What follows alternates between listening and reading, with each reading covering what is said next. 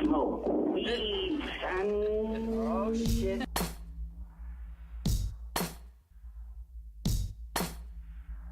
I need a Krabby Patty. Okay, I am not gonna blow it this time. Bun down, then ketchup, then mustard, then pickles. No! Bun down, then ketchup, then mustard, then pickles. No! Bun down, then ketchup, then mustard, then pickles. No! Bun down, then ketchup, then mustard, then pickles. No! No! That's not right! Smoke No! weed, That's not right! son. Oh, shit. Bun down, mustard, then ketchup, lettuce, then the pickles. No. Mustard down, bun, stop, down. Where'd the patty go? Bun down, mustard, then ketchup, lettuce, then the pickles. No. Mustard down, bun, stop, down. Where'd the patty go?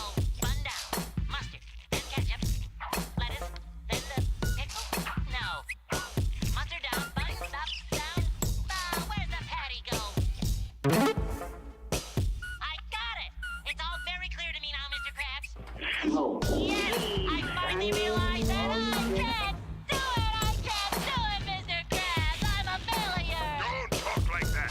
Don't you get it, you crustaceous cheapskate? I can't make a double Krabby Patty with the word. I can't put a patty on a bun with lettuce, cheese, onions, tomatoes, ketchup, mustard, pickles, and top bun together in that order.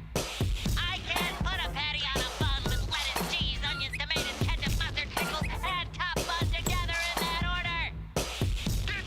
Smoke weed, son. Oh, shit.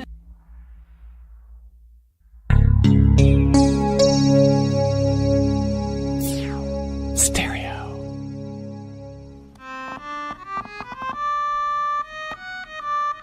Attention! Attention!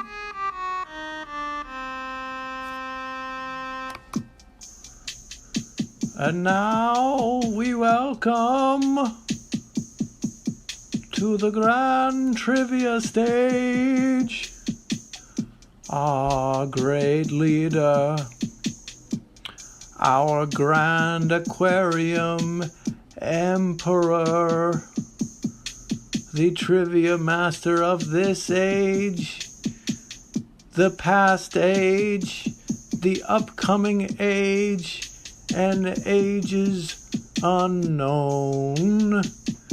Please welcome Grand Triviamaster Fluval. Oh, that was a bad noise. Sorry, Master. Let's try again. Fluval. Oh, that's not.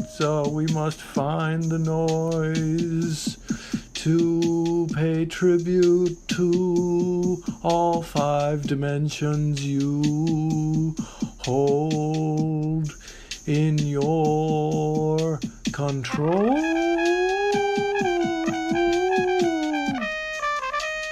Yes, the fake trumpet for Fluval. Oh, I didn't see you there. Welcome. Well, I was just about to read this traditional Christmas Eve poem to all my interns. It's got action and adventure and magic. Would you like to join us? Oh, amazing. Just take a seat on the story circle and I'll get started with 'Twas the Night Before Christmas. 'Twas the night before Christmas when all through the station no creature was streaming, no seal nor cetacean. Our broadcast would be piercing the veil with care and knowledge that viewers soon would be there. But Fluval was teasing the studio cat while I rested my brain in the intern brain vat. When outside the airlock arose such a clatter, I sprang from my vat to see what was the matter. Away to the view screen, I flew like a flash, screaming for interns with threats of a lash. When what to my wondering eyes did appear? But a penis-shaped ship and a small profiteer. I halted the interns preparing torpedoes, cause I knew in that moment, it must be Jeff Bezos. More rapid than FedEx, his companies came. He whistled and shouted and called them by name. On Zappos, on Goodreads, on Whole Foods, on Echo, on Twitch and Alexa, on Ring and Prime Video, on Audible, Kindle, A-Books and Blee, on PillPack.com and IMDb. As I waited at the airlock surrounded by lackeys, in popped Jeff Bezos in dress shirt and khakis. He was bald and was rich, this worker extorter, with informant drones to hear union supporters. With a wink of an eye and a few little shakes, he fired all the interns who took bathroom breaks. Then he spoke not a word but went straight to his work. Stole viewer data with a satisfied smirk. Then laying a finger aside of his phone, he was instantly beamed into one of his homes. But I heard him exclaim as he phased out of sight, "Happy Prime Day to all, and to all a good night." Ho, ho, ho! Welcome to Grand Trivia. I'm Fluval, Grand Triviamaster of the Grand Aquarium Empire, here bringing you Christmas trivia. And, of course, I'm joined, as always, by Intern Kringle. Hello, Intern Kringle. Hello there, Fluval. How was your Christmas so It was far? great. I got a bundle of suffering underneath my tree. Oh, wonderful. And stuffed in your stockings? Yeah, and in fact, I'll actually, let me go unwrap what was in my stockings. Oh.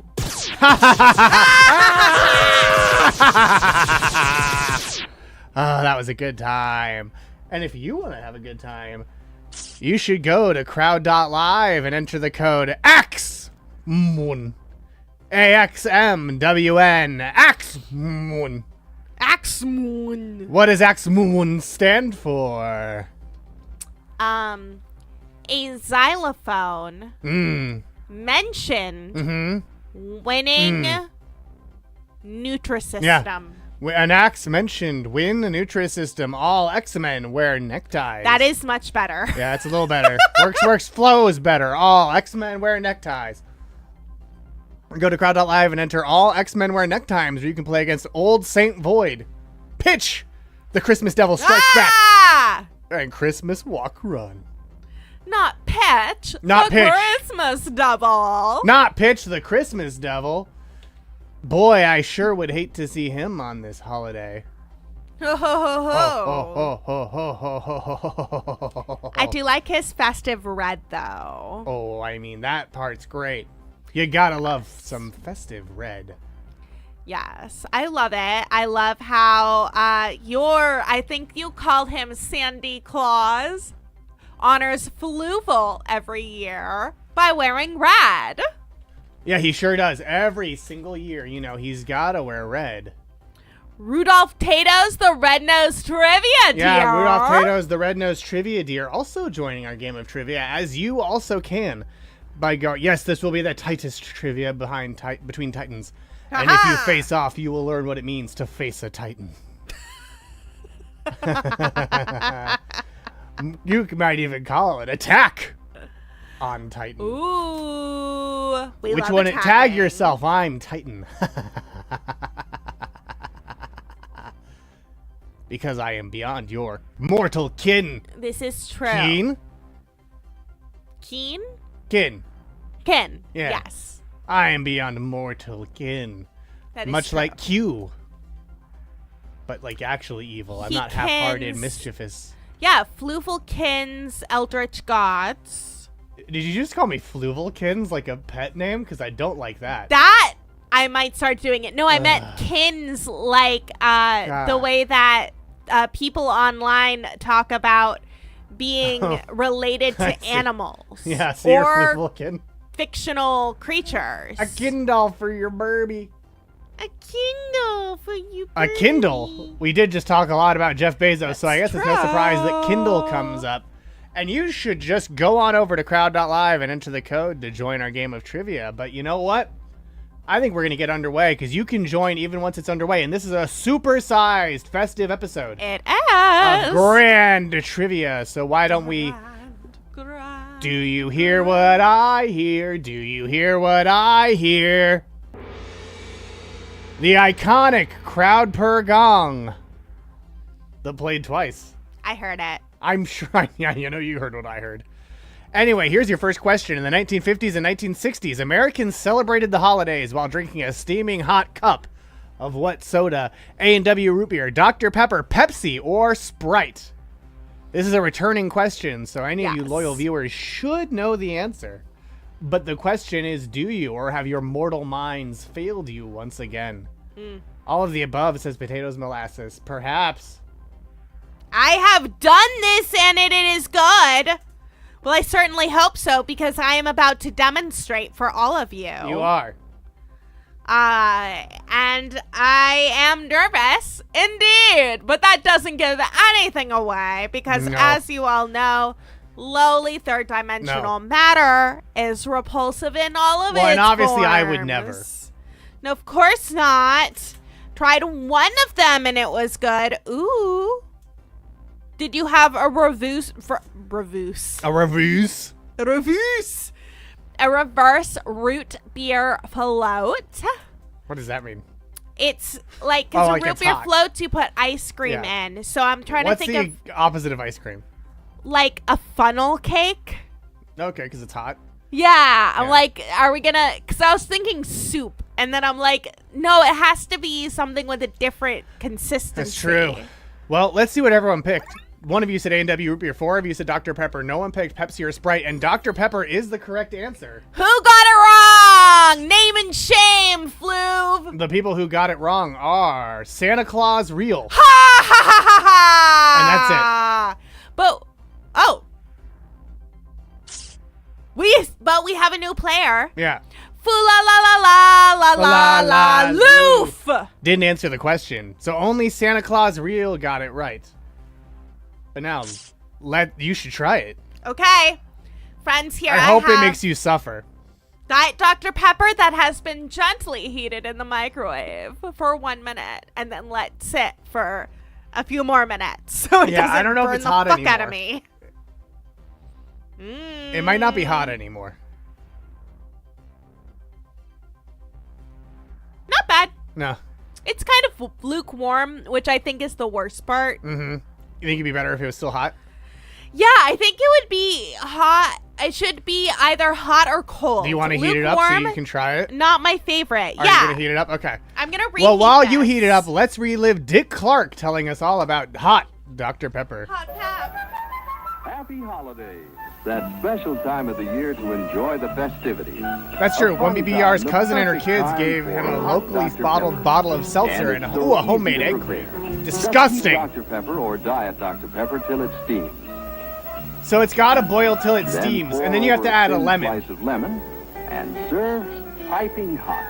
I know you Swing can't add a right into the slice of holiday lemon, mood but with apparently this that's what you have to distinctly have for it to different be the hot Dr. true Pepper. classic version Today, of the treat. holiday favorite of the proud crowd. It's the holiday favorite of the proud crowd. We'll find out if Intern That Kringle hot is part of the Dr. proud Pepper crowd. Different? Yes, because Dr. Pepper No. is not a cola, not a root beer. Ooh. But a blend CBC of 9000 sweet wants you to flavor. try Hot Pilk. That's why hot Dr. Pepper is the And Potato happy says, holiday gotta be idea hot. that Don't remember if pleases I tried with lemon. everyone. Relax, refresh, enjoy it. Look at that proud boy drinking Dr. hot Pepper. Dr. Pep, says Missy Information. Time. Lemon sounds good. I don't agree. I think nothing sounds good because it's all lowly matter consumption. Okay. Hello, Casey and KY. Thank you for following Radio Free Multiverse. Steaming. Can you see the steam? No. No, you cannot see the steam. No. All right. I'm going to be very careful. Be because careful. I have a lowly third dimensional body, and this Yeah. lowly third dimensional body is unfortunately sensitive to temperature. Ew, gross. Hello, Casey and and KY. Yes, intern Kringle here is trying some hot Dr. Pepper for the first time ever. Hot pep. And you can use the link pinned to the top of trivia to join our game of Christmas trivia. All right, here the Yes. moment of truth. The moment of truth is now.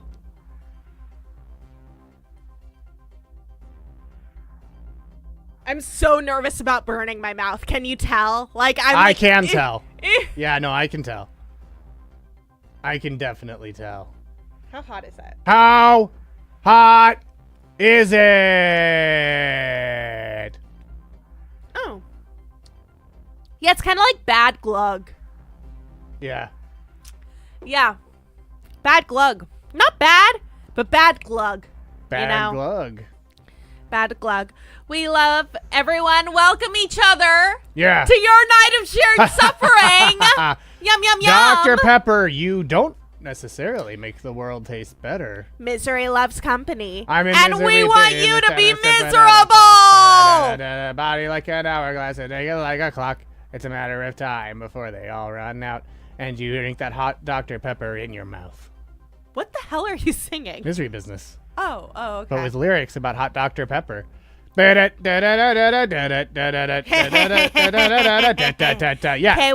Kentucky. I was thinking it was either that or the jelly form. Both perfectly acceptable here, except for third-dimensional beings procreating. I was going to say. Gross! We do not like third-dimensional support... beings making more third-dimensional beings. No!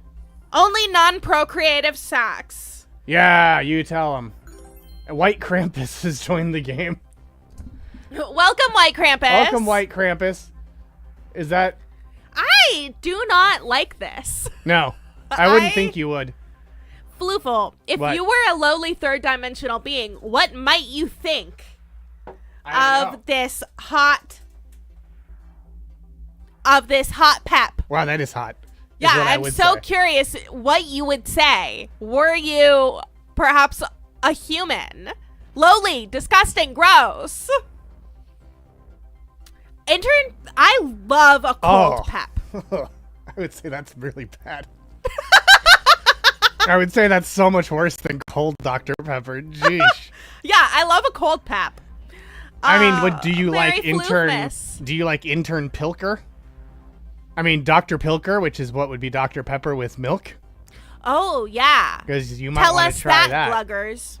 You might want to try that a little later in the show. We can give you a break for now. We do have a 2-liter here in the studio. Yeah, we do, which I don't approve of. I definitely only heat it up like this much because it's in the studio. You don't have to do hot pilk.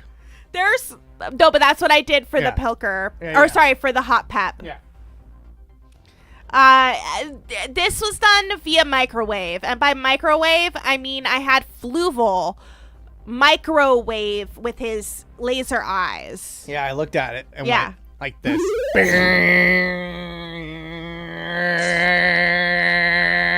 Yep, that's what he did. Would you not advise? Do you think it needs to be oven heated?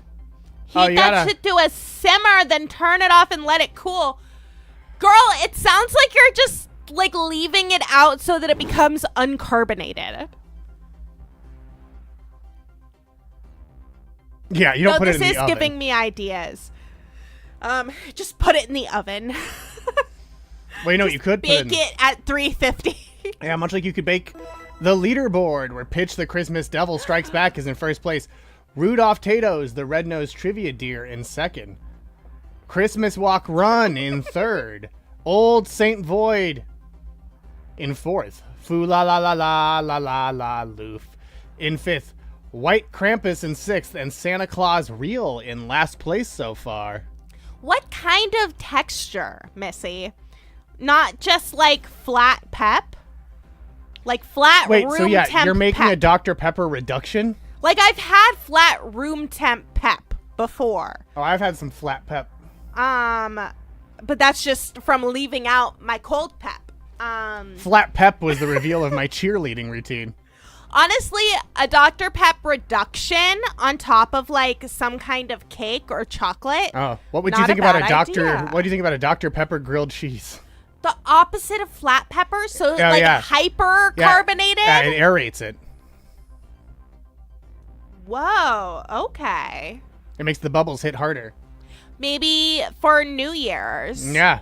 We can try this with Wiz. On New Year's Eve, we'll be doing a collab stream with Amoynis Franco from WizWorld Live. So be sure to watch here and WizWorld Live.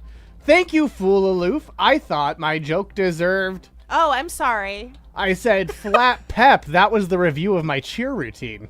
That is a very cute joke, Flu. Humana, I do humana, like humana, it. humana.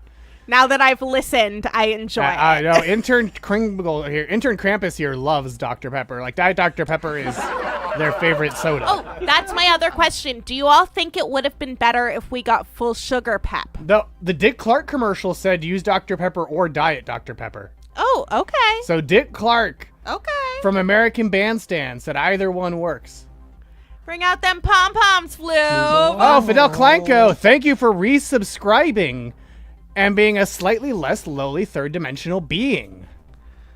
Well, Dick Clark said it was fine, Missy.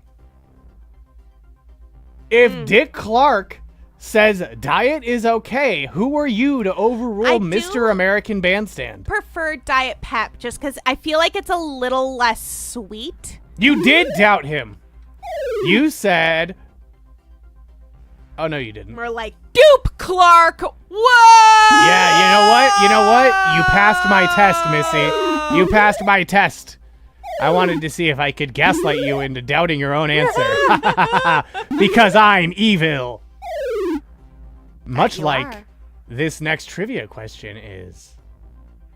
According to Icelandic folklore, the Yule Cat is a Christmas monster that eats people if they have been mean to animals, have been naughty, haven't received new clothes by Christmas Eve, or refuse to acknowledge Jesus Christ as their Lord and Savior. What makes the Yule Cat? Oh, Who here thinks that the cat is a Christian? Yes, is the cat a born-again Christian, or does it have other Is objections? any cat a Christian? Probably. I feel like no. I feel like no cats are Christian. I bet I could find one. I feel like there are many dogs that are Christian. I bet you I could find a Christian cat. I believe you, Fluval, but I would love to see it. Normal? Who's normal? Garfield's friend. Well, Garfield's frenemy. Oh. Well, then. Yeah. It could be after year 1000 in Iceland. That's a good point, Fidel Kolenko. That's true. Well, let's see what you picked. 4 of you said have been mean to animals. None of you said have been naughty. 4 of you said haven't received new clothes by Christmas Eve. And none of you said it was refused to acknowledge Jesus Christ as their Lord and Savior. Which just means it's an even split. Either way, half of you are right and half of you are wrong. And you know the correct answer to this, of course. Oh, I do. Krampus. It is none other than haven't received new clothes by New Year's. That's right. Get punished for something someone else did for you. Well, fun fact. As What? this very modern website shows, Oh. it was that the oldest written sources on the Yule Cat are from the 19th century. These refer to the fact that those who do not get a new item of clothing for Yule are destined to become offerings for the Yule Cat. It may sound strange that the deprived ones will also become the sacrifices, but this tradition is based on the fact that every effort was made to finish all work with the autumn wool before Yule. The reward for those who took part in the work was a new piece of clothing. Those who were lazy received nothing. Thus, the Yule Cat was used as an incentive to get people to work harder. Once again, this feels very famously early neo-capitalist. Absolutely. I'm like, oh, so it's not, no, but extra is. It extra is. Yeah, and other folklore suggests that rather than eating people, the Yule Cat would eat the Christmas bit, which was an extra portion of food given to farm residents. So I'll it give wouldn't you eat my them. Christmas bit. Oh. It wouldn't eat them. It would just make them starve to death. Oh my god. Or make them have less food. So, you know. Here's Once a poem. again, famous early neo-capitalist. Oh, here's a poem. Oh, okay. And they said, you'll have to forgive me. I didn't make it rhyme. I'm not much of a poet. You all know the Yule Cat, and that cat was huge indeed. People didn't know where he came from or where he went. He opened his glaring eyes wide, the two of them glowing bright. It took a really brave man to look straight into them. His whiskers sharp as bristles, his back arched up high, and the claws of his hairy paws were a terrible sight. He gave a wave of his strong tail, he jumped and he clawed and he hissed. Sometimes up in the valley, sometimes down by the shore. Who wrote this? He roamed at large, hungry and evil in the frozen Yule snow. In every home, people shuddered at his name. If one heard a pitiful meow, something evil would soon happen. It was written by Johannes Urkotlum, one of Iceland's most beloved poets. Everybody knew he hunted men. So this person saying he's not a good but poet didn't care for mice. translated it. Yeah. No, the poet wrote it. The poet said. That he's not a good poet? Oh, no, it follows in the translation of Vignir Jonsson. Yeah, Vignir Jonsson, the translator, apologized. Okay. I'm like, who's he bad picked at on this? the very poor. The that poet new or the garments translator? got for Yule, who toiled and lived in... this is...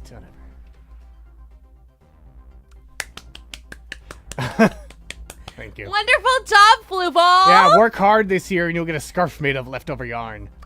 And that's also true on our leaderboard, where Pitch the Christmas Devil Strikes Back is in first, Rudolph Tato's the Red-Nosed Trivia Deer in second, Old Saint Void in third, Christmas Walk Run in fourth, Santa Claus Real in fifth, White Krampus in sixth, Secular CBC in seventh, and Fula La La La La La La Loof in eighth. And of course, Pitch the Christmas Devil Strikes Back got the most points despite not studying the Yule Cat, getting 822 points, while Fula La La La La La La Loof lost the most points, losing 651. As we go to question number 3. And remember, it's still anyone's game. The FBI thought which Christmas movie was a sign of, quote, potential communist infiltration of the motion picture industry? Frosty the Snowman, It's a Wonderful Life, Miracle on 34th Street, or the hit film Presents for the Proletariat? So which, all three, all of the above. All of the above. Fa la la la la la la loof. Which do you think is the most anti-capitalist of Probably these Presents for the movies? Proletariat. Well, because Miracle on 34th Street, isn't Yeah. that about a kid who's like, I don't believe in Santa, and then they take him to Macy's, Yeah. and he's like, but Macy's had just hired real Santa. Yeah, real Santa works at Macy's. And he's like, little child, you should believe in Santa. And then they're like, we're gonna drag you to court, fake Santa, but he's real Santa. Yeah. And they're like, we don't think you're Santa. And then the little kid's like, but we trust in God, and therefore we trust in Santa. And then, yay, Santa. Is that movie? Yeah, Okay. So that sounds pretty capitalist to me. it sure does.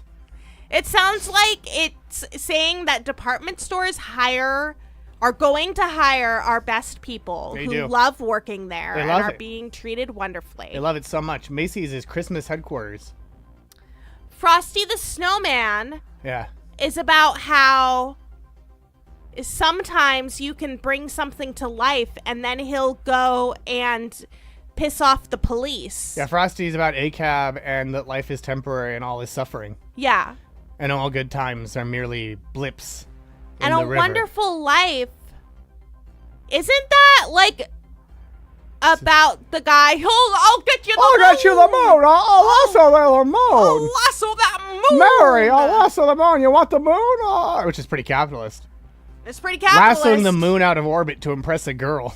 That feels like But then he gets depressed because the bank fucked him over because Mr. Potter, yeah, exactly. the villainous banker. Who never gets in trouble. No. Well, he's alone. But he's alone, you see? He's alone. He's alone. He's suffering. He's not getting any presents. He's getting for the no presents. He has no proletariat. love. He lives alone. He's so lonely. He's so lonely.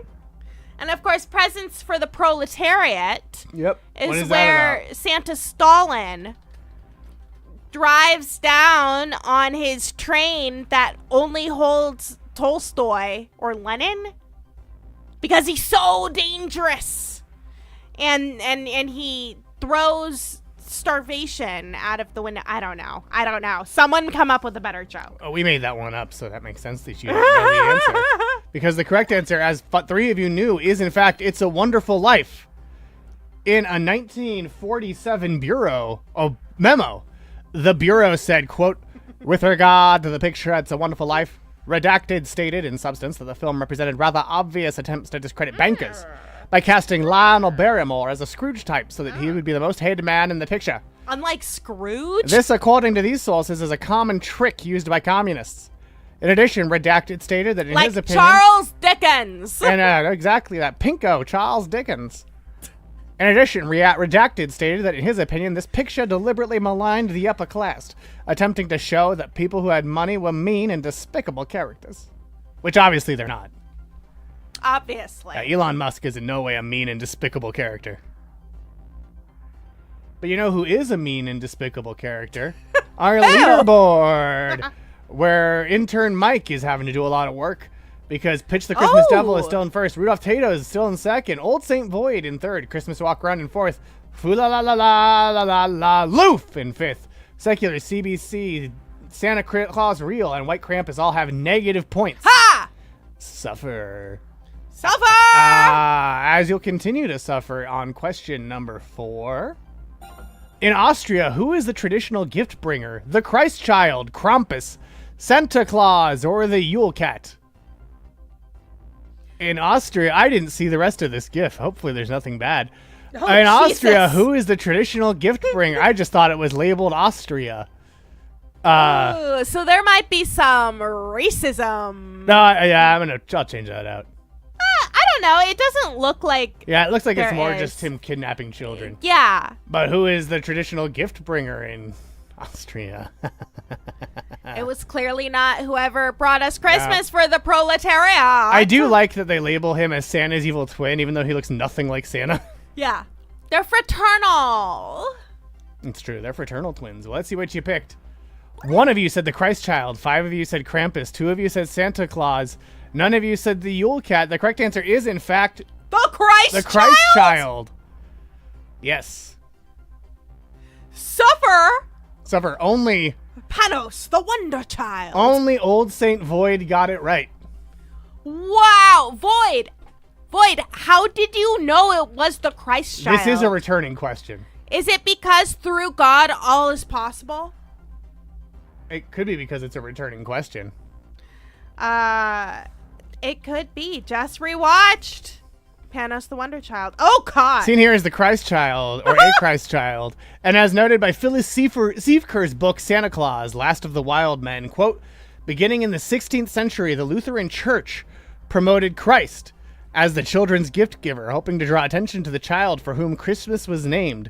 The tradition of lecturing people to remember that Christmas is about Jesus is, of course, a hallowed Protestant tradition that remains to this very day. Despite this, over time, the tradition evolved away from Jesus to a blonde-haired angel who is called the Christkind because she shares qualities with Jesus. What a homeschool Yeah, exactly. thing to do. Krampus kidnaps naughty children rather than giving gifts. Mm-hmm. He throws them in his basket and carries them away. That's not my Christ Child. Yeah, you know who's my Christ Child? Who? The leaderboard? The leaderboard, where Pitch the Christmas Devil Strikes Back, despite losing the most points, losing 893 points on that, is in first. But as the only person who got it right, Old St. Void is flying up the leaderboard in his sleigh. As we move on now, this next question is also about Christmas. What a hint. Here we go. You know Dasher and Dancer and Prancer and Vixen, Comet and Cupid and Donner and Blitzen. But do you recall Macy's newest reindeer of all? Bum. Blizzard, the empathetic reindeer. Or is it Flash McJingles? Or maybe Mama Jangles? Or Olive, the other reindeer?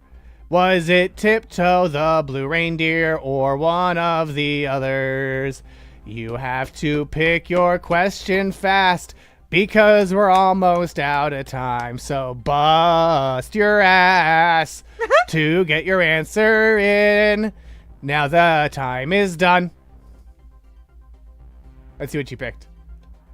1 of you said Blizzard. 1 of you said Flash McJingles. 0 of you said Mama Jangles. 5 of you said Olive the other reindeer, and 1 of you said Tiptoe the blue reindeer. The correct answer I is love questions like this. Tiptoe the Blue Yes! Reindeer. Mama Jangles is one of the reindeer from Sky Park at Santa Village's Adopt a Reindeer experience. All of the other reindeer starred in a 1997 children's book and 1999 made-for-TV special about a Jack Russell who dreams of being a reindeer. Blizzard is a baby reindeer from the 2003 film Blizzard, where Whoopi Goldberg voices the titular reindeer. Blizzard is born with all 3 magical reindeer gifts. What are the magical reindeer gifts? Wait, that's a good point. Yeah. Fluval, you are tricking us with this question by asking about Tiptoe the Blue Reindeer. What are you talking about? You are pulling a trick on us. What do you mean? Oh, you're right. No, you got it No. right. What are you talking about, Fool Aloof? I don't understand What your are the 3 question. magical reindeer gifts? What are the 3 magical reindeer gifts? Answer me. What are they? I'm asking you. Blizzard was born with all 3. What are they? Antlers Nope. that both male and female reindeer No. have. No, you're wrong. Sometimes a pink nose. No. The ability to not freeze to death. No. That's not any of them. What are they? The ability to fly. The power to make themselves invisible. Oh! And marry Christmas! everyone. And the gift of empathetic navigation. And Or myrrh. empathic navigation. Being able to see with their heart. What the fuck? And the final name, which is Mama Jangles, which is Flash McJingles, is from the Elf on a Shelf's reindeer name generator.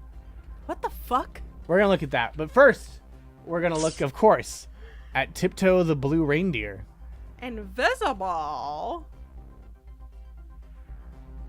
Are they part of the Spacing Guild? Tiptoe is a character created for Macy's holiday celebrations in 2021. She is a bright-eyed and lovable North Pole reindeer Who's blue? who, despite dreaming of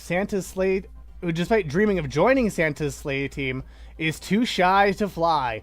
Her best friends, Polar Bear and Penguin, create a flying machine, the barometrically elevating levitation instigation engine with vehicular enhancement, What or the fuck? Believe for short.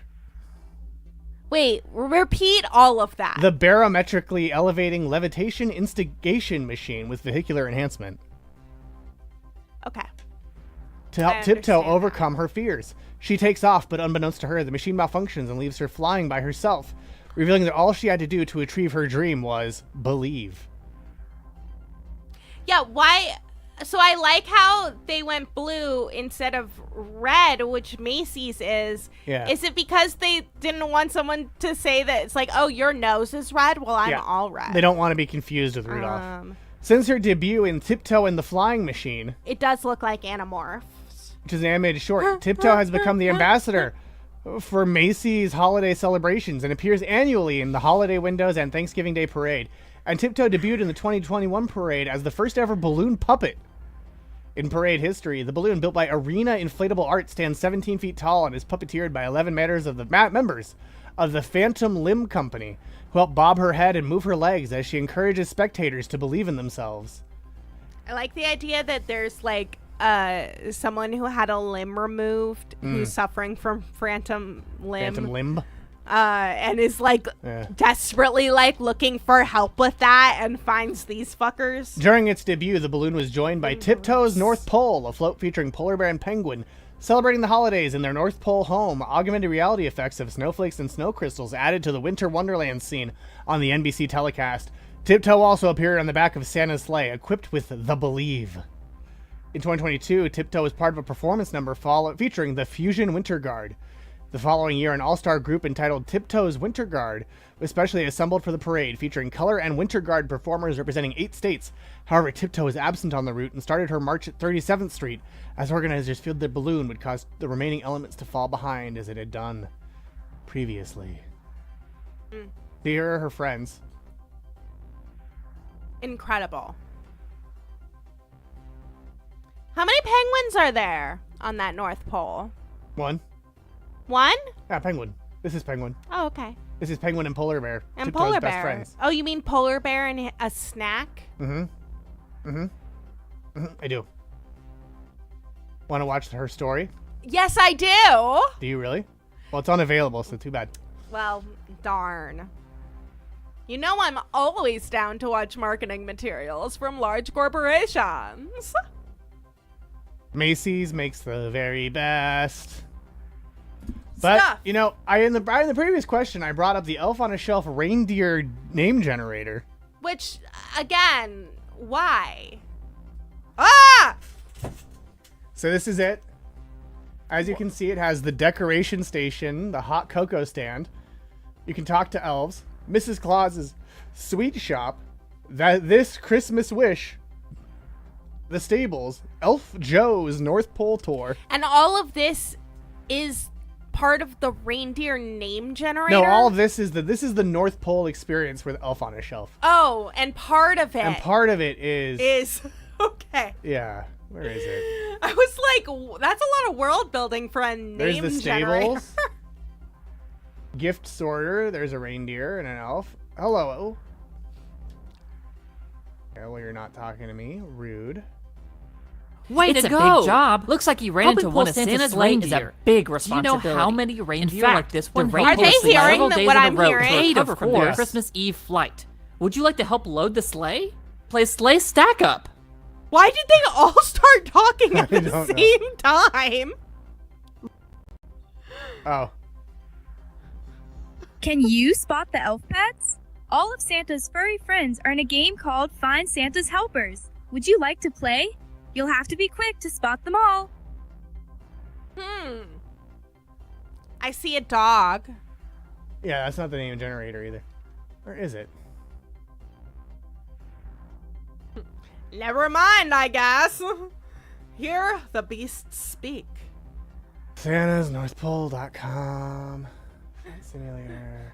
There was one banished I definitely during the revolution. saw the damn. You damn load the game and it's a level 3 clip and ship from the jump.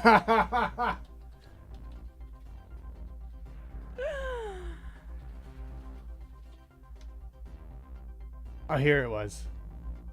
Did you have to look into your mind palace to see how to navigate this virtual world experience, Fluval? Yeah. I love that.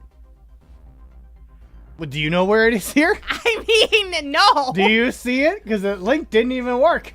I would expect that it's like near the stables, but we were just there and we just got yelled at by a bunch of elves. Here we go. They got rid of it? Oh! Oh my gosh, did they remove it? How dare they? Oh, or maybe it's on the adults site. What the fuck? There's an adults Yeah. experience? Why is the experience open to the adults? Parents. Oh, this isn't it either. There was an automated elf generator. Oh, is this just one of those stupid things where it's like, it's the first letter of your name? No, there was and another the one where you just last clicked letter. a button and it, like, did it. Yeah, do that elf strip or something? Like, what? Polar painting. Some adults can outfit figure out maker, what to flight. name Okay, I think it's here. stuff. It's the No. adults only section of the Build-A-Bear site. No minds. Maybe it's in the mailroom grotto. Scout elves don't rest. Letters to Santa sorter. No. Card maker. Clock tower. You know, it's not going to be worth looking, so I'm going to probably stop after this. But this is what this looks like. Oh, is the cat one of the pets? Yeah. I found her. Greetings! Have you met the elf pets Arctic foxes yet? These are special friends of Santa who spark the northern lights with their furry tails Is that a so he can fucking- travel undetected on Christmas Eve. Is that a fox? Come play their special Yeah. Star Tracer game. It looks like a cat. Are we gonna trace some stars? Huh? Are we gonna trace some stars? No, we're going to find reindeer names. Here it goes. Wait! Where'd you find it? My mind palace. See, you have scout elves, reindeer, Saint Bernards, and Arctic foxes. You have your first name. Can it be accessed via that virtual world? Yeah, it can. I got there before. Intern Kringle. Your reindeer name would be Captain Bellingham. What the fuck? What the fuck? And your elf name would be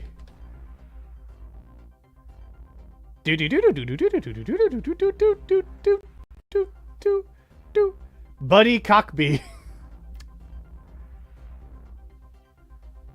Cockbee? That's what it says. Okay, Scott Bakula. I'm like, what? Buddy Cockbee. Chipper Joyberg. Chipper Joyberg? And Scott Bakula's reindeer name would be what? Oh, no. Let's see this. Buddy Cockbee. Cockbee. Speedy Flutterlay. Wait, do it again and see if Scott always becomes Speedy. Flutterly. Well, I have a suspicion it doesn't. Hello, right. blog. Is that blog? Yeah, it's blog. Now he's Coco Slush Bucket. Okay, well, cool.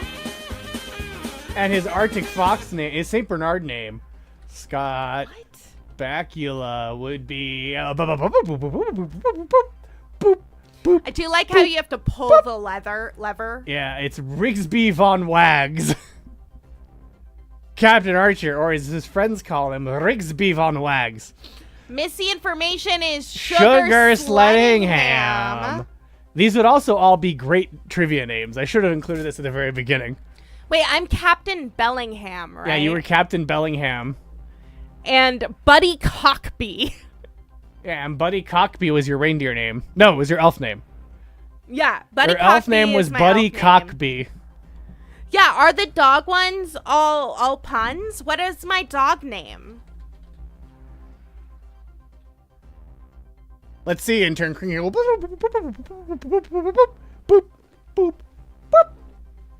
Hercules Fetchington. Hercules Fetchington. Hercules. Phone Ranger is Bitsy Cockbee. We're in the same family. And one BBBR got Captain Hoovington. Wow.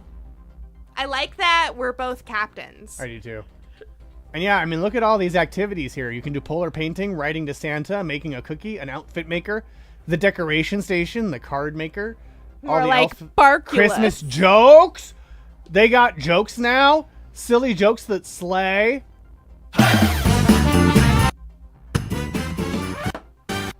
Patch's Slush Bucket sounds like a pirate Okay, name. it's just a laggy YouTube video, so I'm not going to watch that. Or a drunk clown. Yeah, this is Childish Gambino did get his name from a name generator. Bucket. That's true.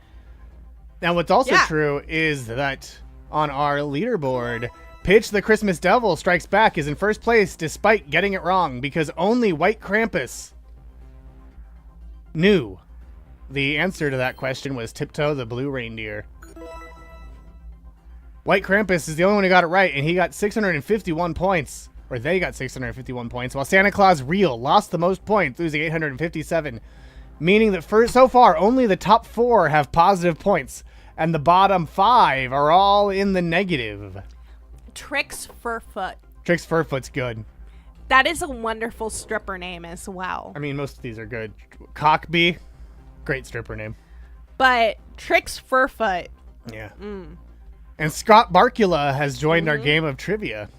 Scott Bakula. Arf, arf. Arf, arf. As we go to question 6, the halfway question in our game. Ooh. According to Icelandic folklore, which of these are among the 13 mischief-causing Yule lads who arrive one by one in the 13 days leading to Christmas? Doorway sniffer, sausage swiper, spoon licker, or window peeper? What do you think? What do you think, Missy? What do you think, Missy? All of the above, says blog. All, says Missy. Gotta be all, says 1BBBR.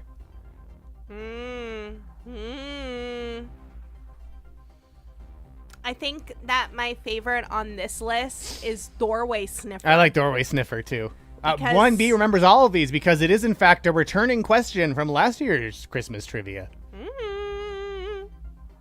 We can't forget the Yule lads. You gotta have the Yule lads. They're really important.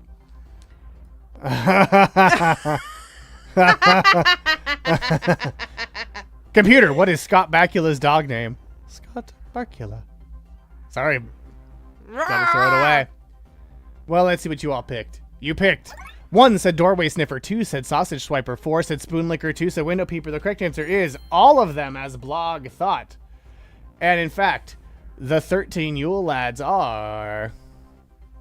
Yeah, what Missy put.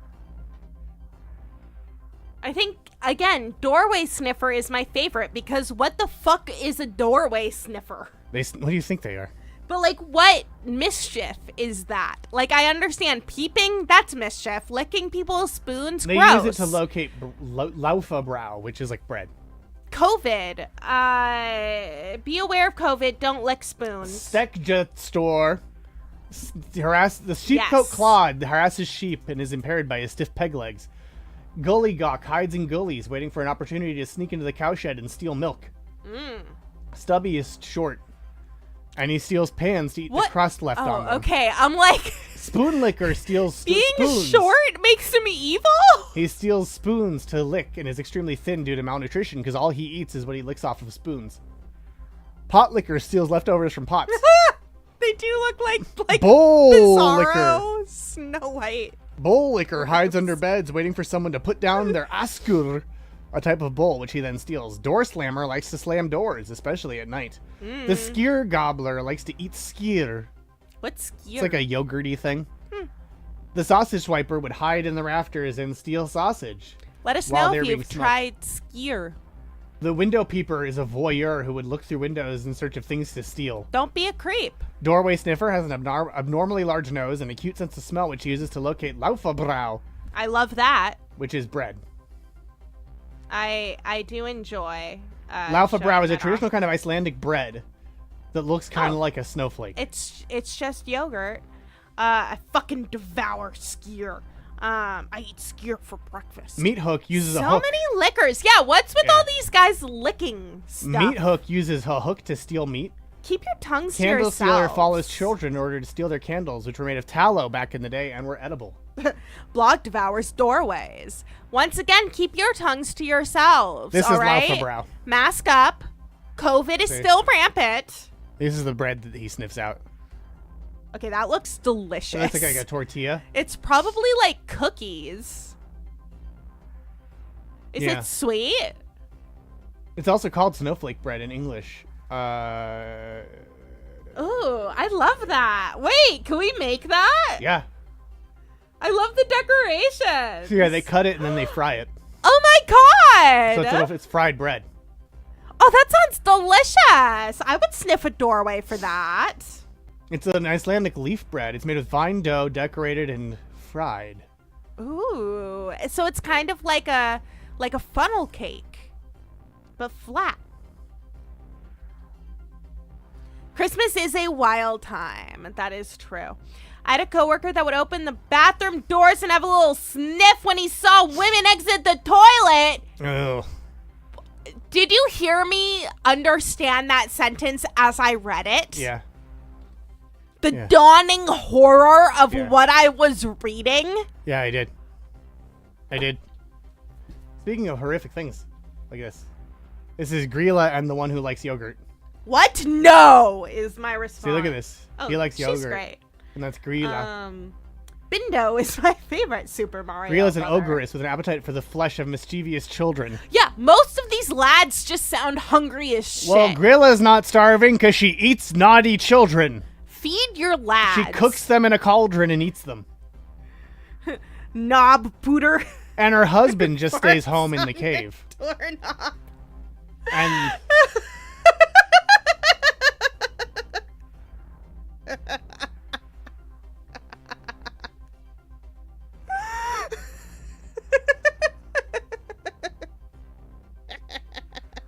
The knob pooter. I don't heart farts, so I don't like that.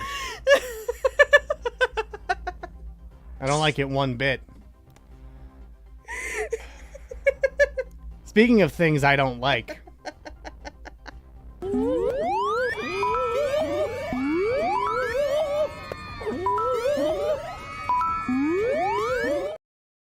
It's the wacky ticket reunification game where you don't win anything of monetary value. You just get to force these tickets to be together, just like you might have had to be with family members you greatly dislike and would rather avoid today because it's Christmas and or Hanukkah and or Wednesday. Knob pooter. Knob pooter. Ba-ba-da-da-da-da. Many knobs that he'd like to poot. A spider's poot.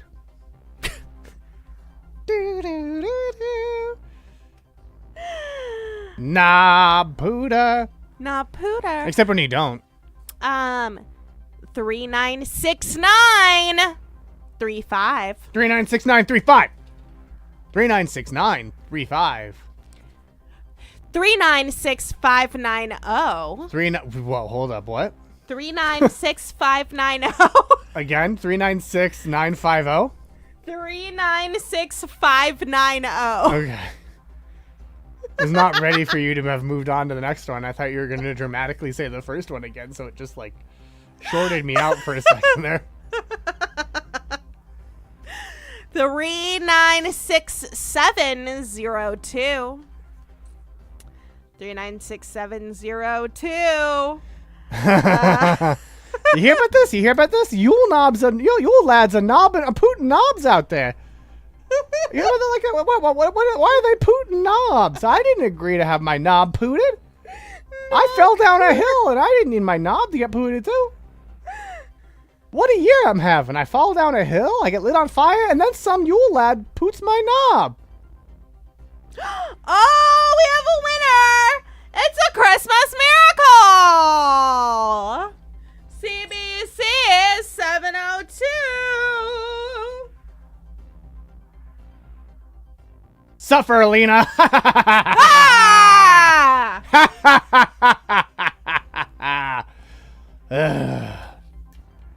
Next ticket. What? 3969 27. See, when you build into it by going next ticket, 27. I get it. Next ticket. Okay. 396760. 396760 is the final ticket. We'll give you a little bit of time to match them up so you can force them to suffer Christmas lights. Congrats to CBC, so far the only one. Congrats to CBC, our only Christmas winner. Yes, Apparently the rest of you are on the naughty list. The rest of you continue to be losers. Well, they'd be on the nice list because I'm on the naughty list and I'm cool as hell. I'm on 4 different parts of the naughty list, as Santa Claus told me in my travelogue to keep it real festive. Check us out on Instagram, YouTube. Those are the places to watch it. Oh, wait, it looks like Fluval has little human arms. Wait, Fluval, get big again? No. Oh. Okay. Okay, look. It's like he has little human hands. It does. It looks like I have little human... Trash. Whoa, that was weird. Oh, that was weird. Huh. That was weird. I wonder what interrupted our signal. That's so strange. Can you imagine if something interrupted our signal on January 29th? That's so strange. Huh. Interesting. That sequence of numbers. Yeah.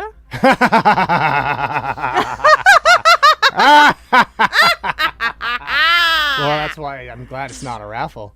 As we go to our leaderboard, where Pitch, the Christmas Devil Strikes Back, is in first. Scott Barkula in second. Got it right the fastest. Christmas Walk Run. Only a kingpin could interpret that. Perhaps. Oh, yeah, I was looking at the wrong thing. Pitch, the Christmas Devil Strikes Back in first. Old St. Void in second. Christmas Walk Run in third. Scott Barkula in fourth. And Rudolph Tato's the Red-Nosed Trivia Deer rounding out the top 5. When Pitch, the Christmas Devil Strikes Back, as you said, answered the fastest, getting a whopping 900 points off of that question. Let's see if any of you can strike back with question number 7. Nice. In 1659, which colony banned the public celebration of Christmas? Was that Connecticut, Delaware, Massachusetts, or Vermont? This is another returning question, so you all should know this. And if you don't, I'm very disappointed in you. I would have got it exactly wrong. I mean, most of them are wrong, so. But, like, I would have definitely got it wrong. Okay. Because I thought that the right answer was definitely wrong. Oh, interesting. Okay. Yes. I know this for sure, but Santa Claus real probably doesn't. You know what I think of that? What do you think? Honestly, Matt Whom. That is, I mean, dare I say it? It's pretty. Usually I understand what Fluval's doing in his mind palace, but I have no idea what's going on right now. It's pretty dang. Disastrous click! Oh. You were just being sus? I was saying Maddie is sus. Oh, I like that. I had to activate the sus horn again. It was off. Oh, okay. Disastrous click! Yeah, well, let's see how disastrous your click was. As 0 of you said Connecticut, 2 of you said Delaware, 6 said Mass, 1 said Vermont. Yes. Did a bunch of massholes ban Christmas? Yeah. The answer is Massachusetts. The Puritans disliked Christmas because it was far too rowdy. It's far too rowdy, and there's nothing in the Bible that says Christians should celebrate Christmas. Wait, did you see? Yeah, the sus horn has been activated. One whom has been found sus today. Yeah, exactly. I thought Christmas was far too pagan. Far too pagan.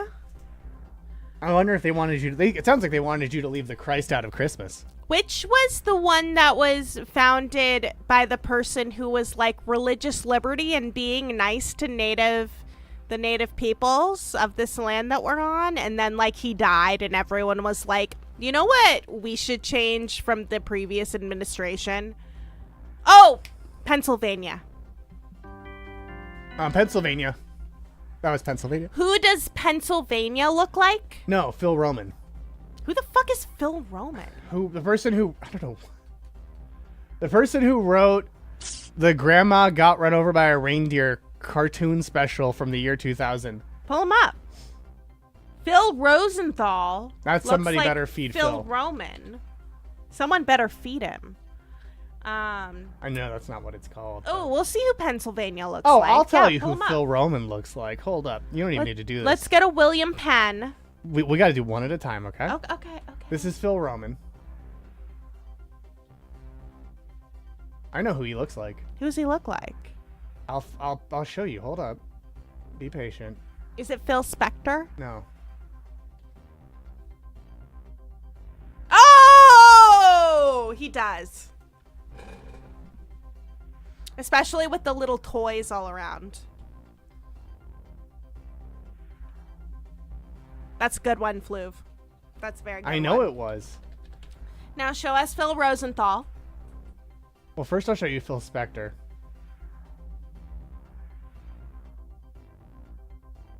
Because he does not look like Phil Spector. I guess if his hair was different. And a little bit like Gilbert Gottfried, too. I see that. Yeah, I see that. Phil Roman, that is. Yeah. Well, now, what does Phil Rosenthal look like? He looks like Gene Roddenberry's and Mr. Rogers Had a Baby. This is Phil Rosenthal. Is he the person we're supposed to feed? Well, does this answer your question? Oh, yeah, it does. Yeah, I don't approve of his shows. I hadn't seen him shows. with a beard, and for some reason my brain like mixed up what part of this man's face was bald. I thought that he had a bald head and a beard, and so I was like, that person has too much hair on their head to need to be fed. I don't approve of either of his shows because I don't love Raymond and I don't think anyone should be fed. He looks like old Chip Zdarsky. Chip Zdarsky?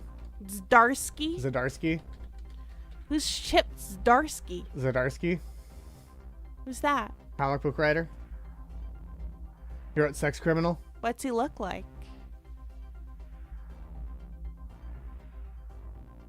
Everybody loves Raymond. I don't. Oh yeah, he totally does. Totally does. You wrote Spider-Man Life Story? He drew sex criminals, didn't write it. Okay, so Okay. did you know that Chip Zdarsky is a pen name? Huh. Yeah. You know what his real name is? What? Steve Murray. What the fuck? Yeah. Everyone loves Ned Flanders. He's written other stuff since. Love that. Love this. Oh, of course he has. Yeah. He's written a lot of stuff. Let's see Pennsylvania. The state? Yeah. Well, who does he look like? Pennsylvania.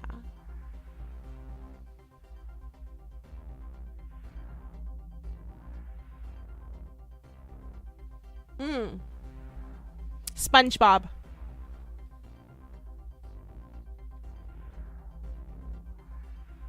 Okay, you're right. Looks like a keystone. It is the Keystone State. Oh. Well, yeah, sure. Here you go. Ooh, okay.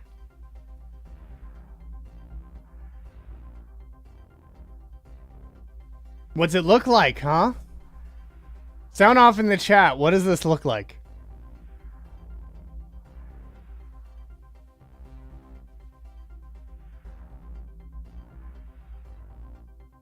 A bunch of whales. The Wicked poster? It does look like the Wicked poster. Oh, yeah, it does look like the Wiki poster. Does it look like this? Iowa with mountains. Is that Iowa? Yeah, this is Iowa. It does kind of look like Iowa with mountains. Where? Iowa but it looks like Iowa has mountains in this. Yeah, different ones. Oh. Yeah, what's up? Looks like the weather from the Weather Channel. We don't. No, it's a flat land. But isn't on the left side? It looks like there's a whole ridge of mountains. It's lowland in the southeast. But what about on the other side where it's all green? The west? Sure. That's Muddy Rivers. But it's all green. Yeah, well, it's Muddy Rivers. It looks like mountains. But it's not. No, the hilly area is the west. So there are hills. Yeah. There are there hills. The bluffs are there, but they are not mountains. Muddy Rivers is my favorite Delta blues musician. Yeah. 10 has actual mountains. Okay. Yeah, see? The bluff is that the hills are mountains. Oh, those hills are alive. With the sound of trivia. Foo la la la la la la la loof got the fastest correct answer. So they surged up to third place like mountains birthed from tectonic plates. Ooh.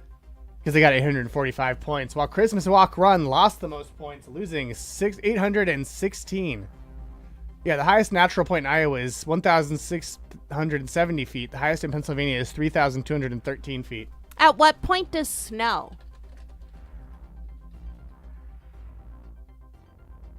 The highest natural point in California is higher than either of them. But at what? In California, the highest is 14,505 feet. Snow isn't only on mountains. Yeah, but at what height does it snow? Anywhere, it's cold. No, but at what height does snow start? In Iowa specifically? In anywhere. It's anywhere. No, but if like at what point where is it always cold so there's snow? You go up. At what up is snow? Yeah, I think this is I think your question is very California specific. Don't you have to be up a certain amount for it to snow? No. Where is a mountain? Like it snows. Snow is cloud in the airs. Yes, exactly. And at a certain point, mountain is in cloud. Why does it depend? Don't you get high enough and it's cold? It can snow at sea level. Yeah, but it like on Kilimanjaro it snows. But it can also snow at sea level. So but that's like even in the hot places, it snows up. Right. But in Iowa it also snows down. Yeah, but like at what height will it always snow? So you mean like at what point does it say permanently snowed? Yes, even if it's hot. Yeah, so at what point does it never melt?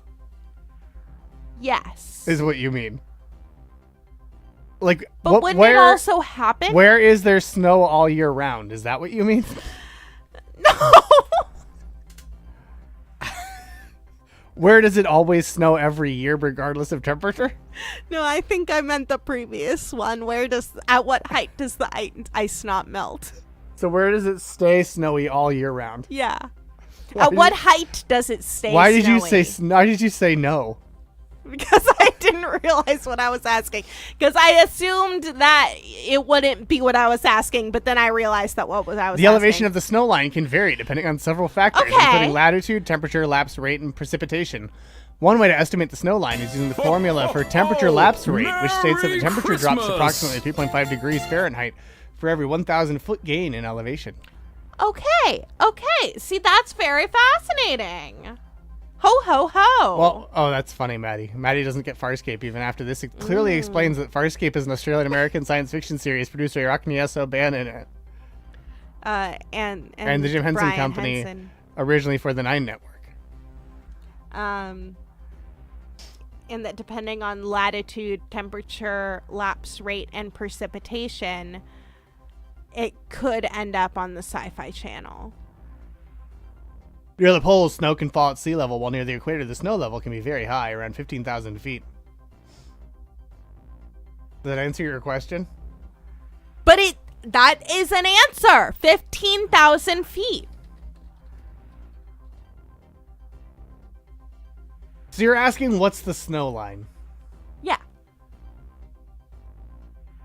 I didn't know that word. You should have. I didn't know these things until Missy told me these things. Why not? I'm a lowly third-dimensional being. I don't have access to a mind palace. That checks out. Yeah. Sci-fi. It's 67 degrees colder at the top of Mount Kilimanjaro than it is at the bottom, if the bottom is at 0 feet. Ooh, that's interesting. Is the bottom at 0 feet? How cold does it get? Where is Kilimanjaro? Africa. But where in Africa?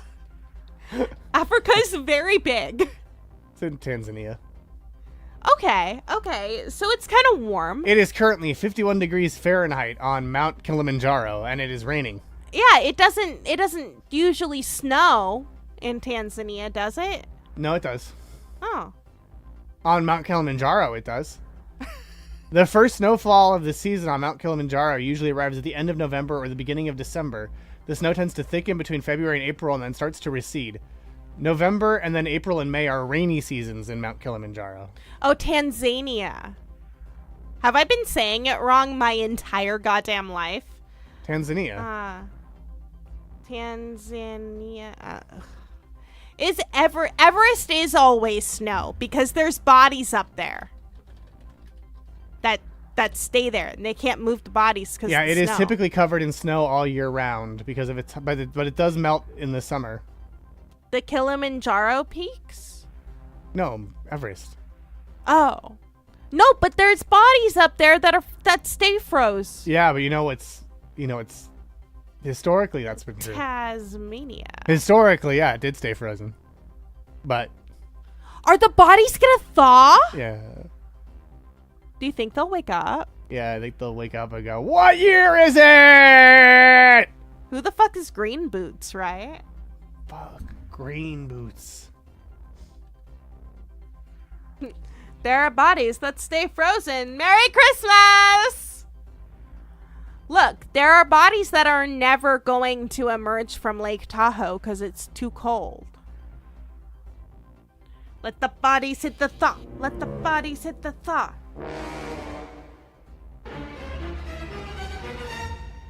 I mean, they think they know who Green Boots is. Tasmania is also a real place. Yeah. And Tanzania is a second Those real are different place. places. Yeah, Tasmania is a real place. No, there ain't no fish. It's too cold for fish. Yeah, Tasmania wasn't just the It's Tasmanian also too cold Devils for TV show. bacteria. Who is Green Sleeves? My Tasmania delight. is an island state in Australia. It's the little island on the bottom. Tasmania, I mean. I agree. We should scoop them freaks up. Yeah, I mean it'll do it eventually. Heat death of the universe. Yeah, it's where Taz and his family lives. You know. You know what else is a fun trivia question? What? This one. Which of these pieces of Christmas-inspired fast food merch is real? Arby's meat wrapping paper, Burger King's Burger King Christmas Village, KFC's lickable wrapping paper, or McDonald's McNugget stockings? Can we stop licking things? Which of these is real? There is still a lot of COVID. Even without the COVID, there's lots of sicknesses. Yeah, like bird flu.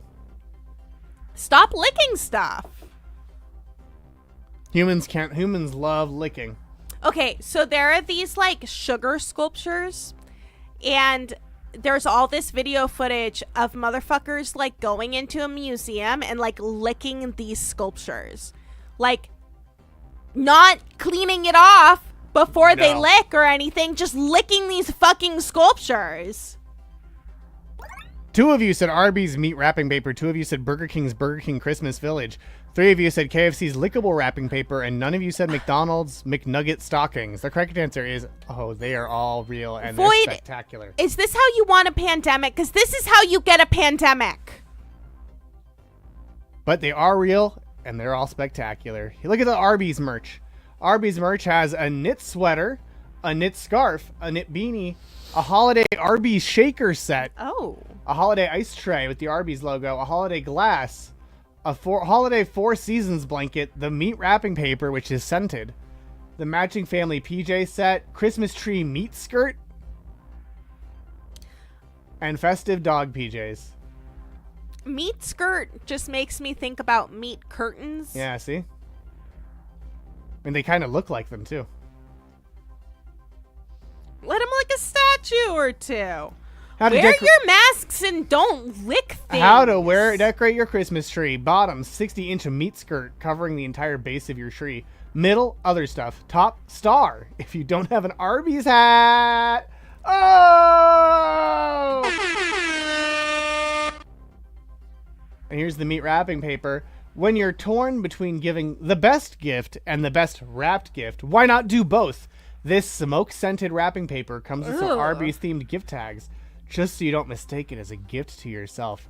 And look at this bacon ribbon that they have here, too. I like the idea that you, like, put these out and someone's like, oh my god, my house is on fire. To Crinkle from Crisp C. From Moz. To Moz from Crisp Crinkle. And see, it's just like a pattern of Arby's roast beef sandwiches. Yeah, I do.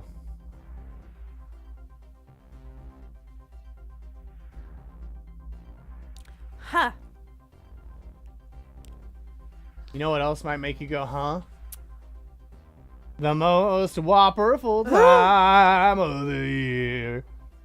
Where you can get a BK Holiday Christmas Tree skirt, BK Sesame Seed Bun Mittens. Ooh, those are cute. BK Sesame Seed Bun Beanie. And that's then also very the cute. BK Miniature Royal Cabin, the BK Miniature Onion Ring House, the BK Miniature Soda House, or the BK Miniature Restaurant, or the BK Miniature Bundle. No, the mittens are kinda, yeah. And then the Whopperful placemats. Yeah, the mittens are kind of sweet. And the BK Village Snack Tray.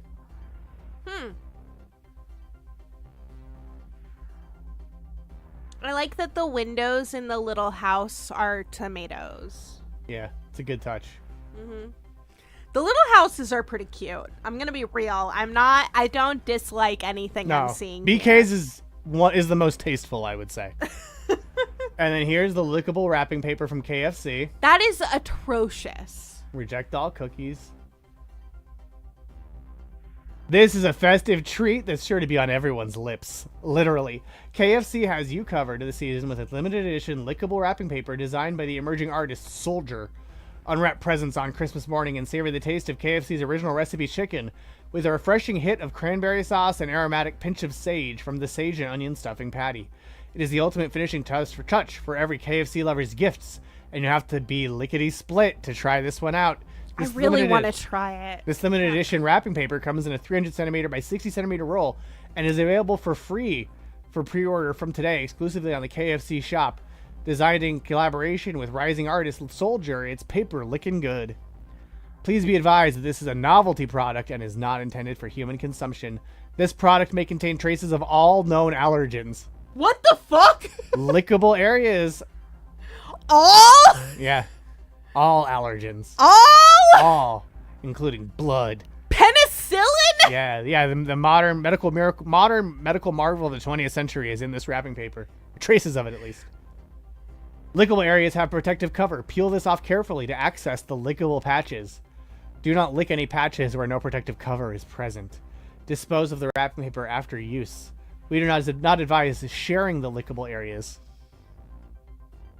I mean, at least they're aware that that's exactly what's going to happen. The flavors are encapsulated, so may require a few licks to release the full Ew, flavor. What? All products used in the creation of this product are food safe and non-toxic, not suitable for vegetarians or vegans. Okay, safe and non-toxic, but with every known allergen. Not suitable for vegetarians or vegans. What meat did they Right? put in this? What did they put in it? And it's not suitable for children under the age of 5. What the fuck is in this? Look at them. Except for all allergens. Look at them. Look at them. Okay, only one of them looks like they're actually licking it. Yeah, that's true. I don't see any tongue on paper here. Do not let your baby lick this. It has every known allergen. Yeah, the eye contact is really... They have a Get Stuffed Christmas jumper and stocking. It's finger looking good apron. A KFC drumstick cozy hoodie. It's all gravy KFC robe.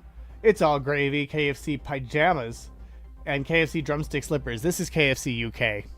Yeah, again, the Burger Kings, they're the classiest. And I think these are the trashiest.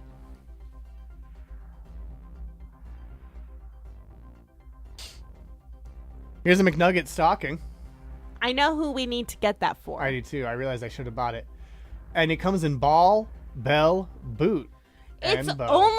It's only $3.98. Right. Well, now today it is. It was $15.99 before. Buy it. I will, but I have to buy one. I will, but not on screen. Okay. Well, let's look at also what you can get here. The lickable papers. I partied with Ronald. A 1 in 8 alumni jacket. 4-piece McNugget stocking for $12.98. Okay, that's what we need to get. All over fry socks. Big Mac hoodie. Big Mac line notebook. Birdie beanie. Big Mac journal. Can I get a bumper sticker? Funko Pop ad icons. Cowboy McNugget. I do like. Can I get an ugh? Yeah. Limited edition crispy tuft. Limited edition spicy tuft. Taco a McRib Bell, sweater. Not pulling it out. No, there isn't any on Taco Bell. There is way more McDonald's merch than all of the other ones. Yeah, well, that's because, I mean, there's 2 pages. God damn. McFlurry Journal, Mickey D's, McDonald's, Macca's, McD's, McDo. Meal Buddies. So, yeah, I mean, they have all the characters and stuff. Like, McDonald Land, I think, is doing a lot of heavy lifting here. Ooh, that's a good point. Oh, right. All sales are final, by the way, of these chicken nugget Good.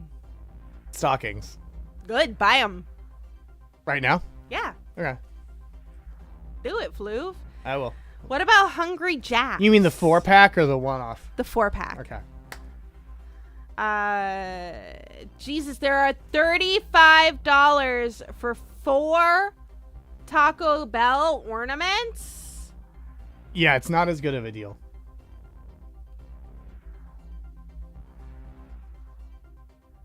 Okay, let's look at them. Well, I'm doing the thing. I know. I'm gonna do it. I can do things. I know. Sometimes. Okay.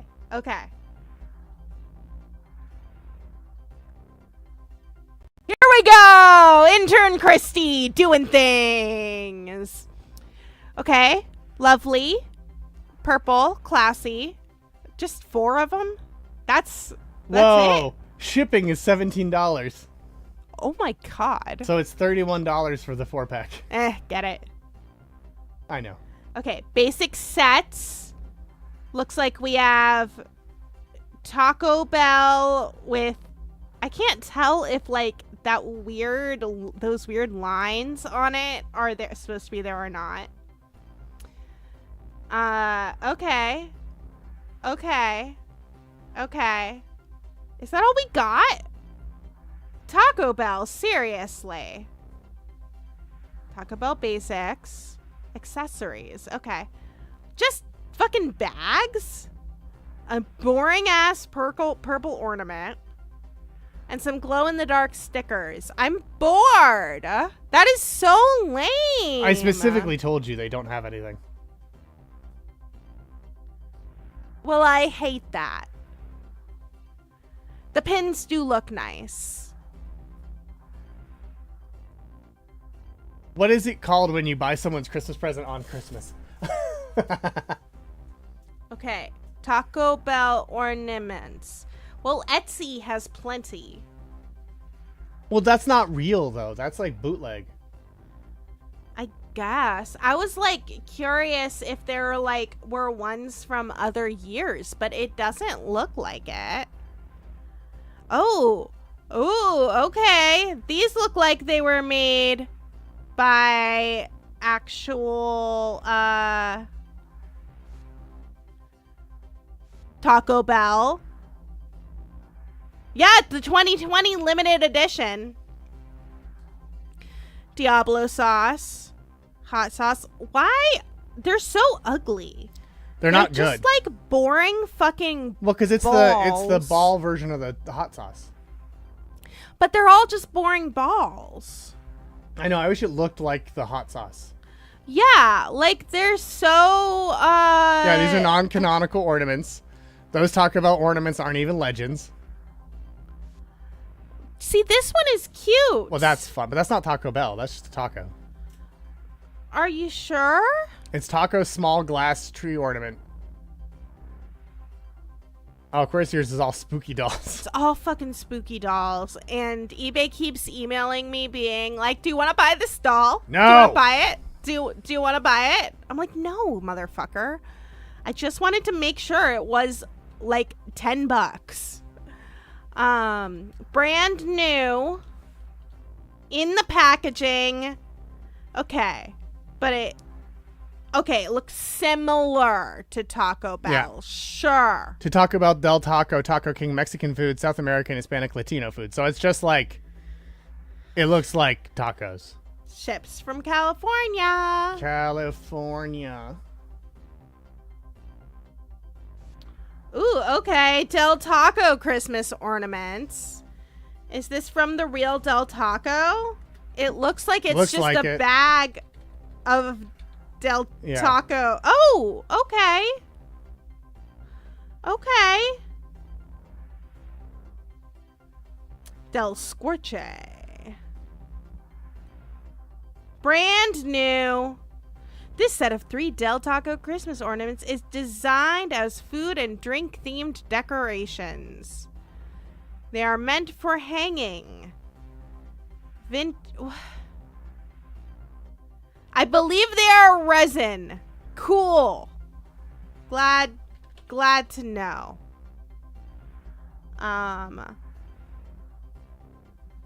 Gosh. He isn't selling them even. He just wanted you to see what he had. It's just a man putting hot sauce packets on his tree. Like, so many of these are so much cuter. Yeah. Like, look, a little bag. Like, what's up with that? That's only Taco Bell inspired. Mm. Anyway, I bought them. Oh, thank you, Fluv. Yeah.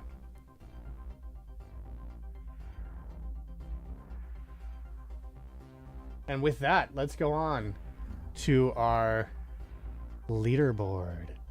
Where after that pitch, the Christmas Devil is in first place. Old Saint Void in second. Fula-la-la-la-la-la-la Loof in third. White Krampus in fourth. And I don't know, that's the word I hit so hard. And Rudolph Tatoes, the red-nosed trivia deer, in fifth place. All with over 1,000 points. In Pitch's case, even 3,509 points. But most of our players have positive score right now. As we go on to question number 9. True or false, the True or false, the National Christmas Tree Association bankrolled a game smearing artificial Christmas trees. Is that true or is that false? Lock in your answers now. What would you make a game smearing if you were making a game? Lowly third dimensional beings. Correct answer. What would you put on your tree if you had one? What sort of weird food product? Oh, a food product. Yeah, since you're a lowly third dimensional being, I assume you'd put some stupid food on your stupid tree. Well, it's like, what would be the most fun food to put on the tree? And then what would be the most reasonable food? Because like a wrapped candy cane is pretty reasonable. Yeah, that's not fun. You can hang it. Any candy, like, won't get gross. Right. I'd put a hunk of meat. Yeah, I was thinking like a bowl of soup. Oh, that's also unreasonable. No, it was the National Christmas Tree Association instead. Blogsoven reading into my verbal stumble. Should he have? No, the correct answer is true. Oh yeah, roast beef tinsel. Ooh, that's a good idea. It's true. The game they paid for was 2004's Attack of the Mutant Artificial Trees, which was playable on the National Christmas Tree Association's website and was downloadable. Here's a look at that game. See? By Coolbox. The game from coolbox.com. Cool. It was developed by Black Dot and published by Coolbox. The game's official description was, quote, miles outside the city, a delivery truck is en route with a mysterious payload. Suddenly, one of Santa's elves opens the back gate and begins frantically tossing the boxes off the truck. The artificial trees have mutated and are sucking the spirit out of Christmas. Help the elf beat these bad guys by hitting them with snowballs. And here we get to see it happen. A delivery truck is en route with a mysterious payload when suddenly, BAM! One of Santa's elves begins frantically tossing the boxes off the truck. You gotta help! The artificial trees have mutated and are sucking the spirit out of Christmas. Excelsior! Wood is good! Filmed in pineapple. And as you can see, it was basically whack-a-mole with evil trees.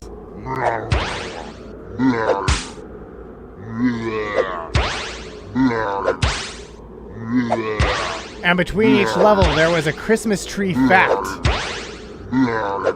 And the elf spread pro-natural tree propaganda.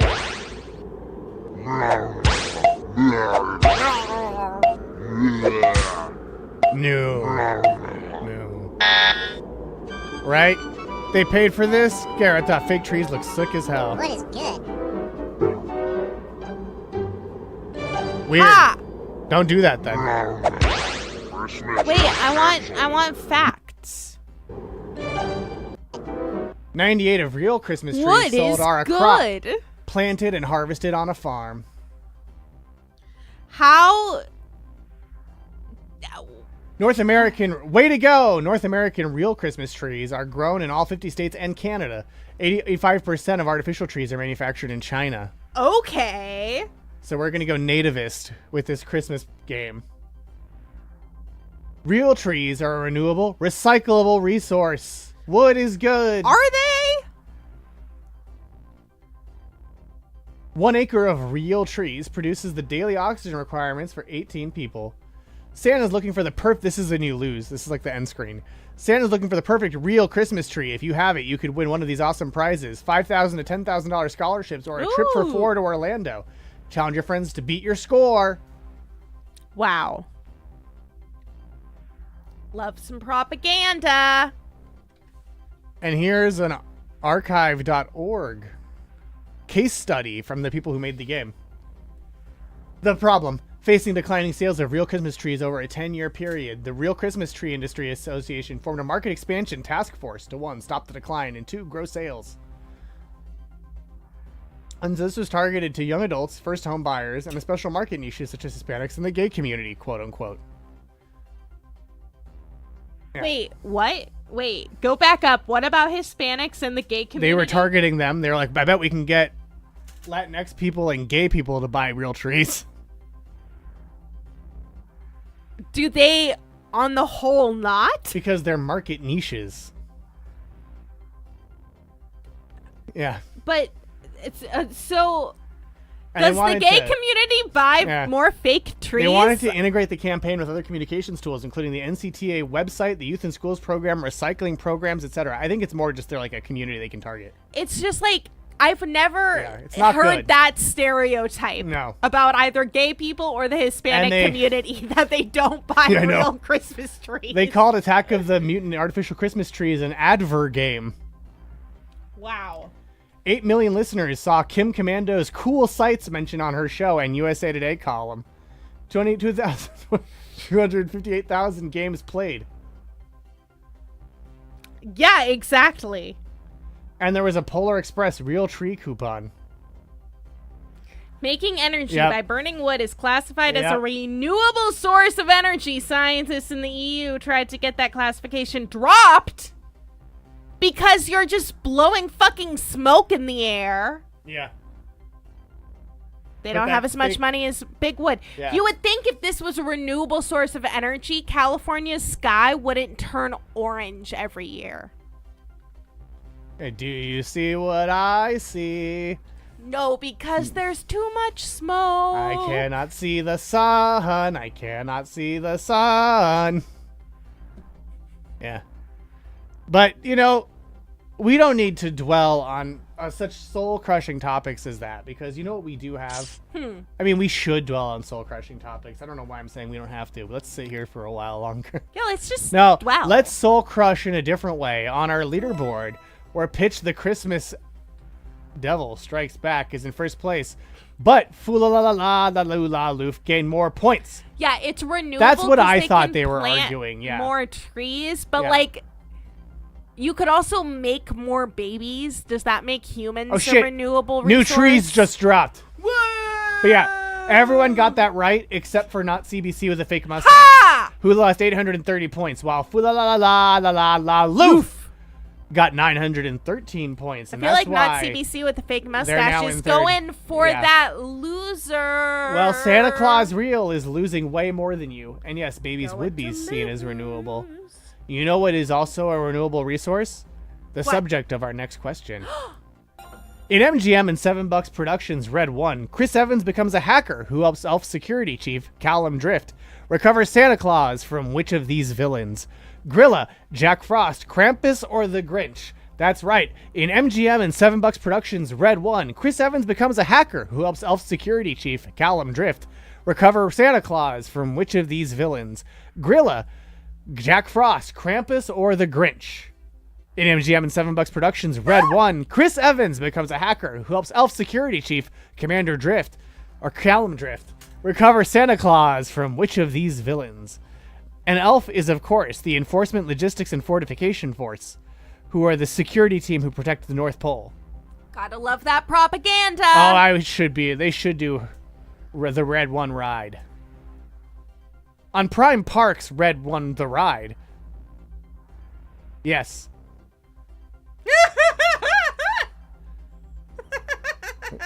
Yeah, well, let's see what you picked. 2 of you said Grilla. 3 of you said Jack Frost. 2 of you said Krampus. None of you said the Grinch. Yeah, I know, and you saw it, so you should know the answer. If you get this wrong, Void, that's going to be so funny. Yeah. Is it the Oh. I just heard a podcast doing an episode about that movie, but can't remember which villain it was. Is it the mother of the Yule lads, the embodiment of winter, or Santa's twin brother who kidnaps children? Let's find out. It's Grilla! While Krampus is her ex-lover and Santa's estranged brother, he's not the one keeping Santa hostage in a magical vault. So are the Yule lads Krampus's kids? I don't think the movie makes it clear. But you'll have to answer that, Void. It would be awesome if it was the Grinch. Yeah. You know what else is awesome? Skrilla got the Skrilla. You know what else is awesome? The Rock's Little Christmas movie, Red One, shattered a viewing record for Amazon Prime Video with 50 million viewers this last peak weekend. Red One has a long shelf life with multiple verticals. Kudos to our Amazon partners for their strategic win. They're just getting started. And most importantly, thank you for you and your families around the world who tuned in. We made a little history. A- cinema score, 90% audience rating, ain't too shabby. And make sure you leave cookies and tequila for the big guy. Red One pulls in record 50 million global viewers. But fool aloof, it has a long shelf life with multiple verticals. Multiple verticals? So many goddamn verticals. If you smell Red One's verticals. Family. The rock stars in a long hit with multiple verticals. It means it's a long shelf life. It means it's successful with multiple types of people.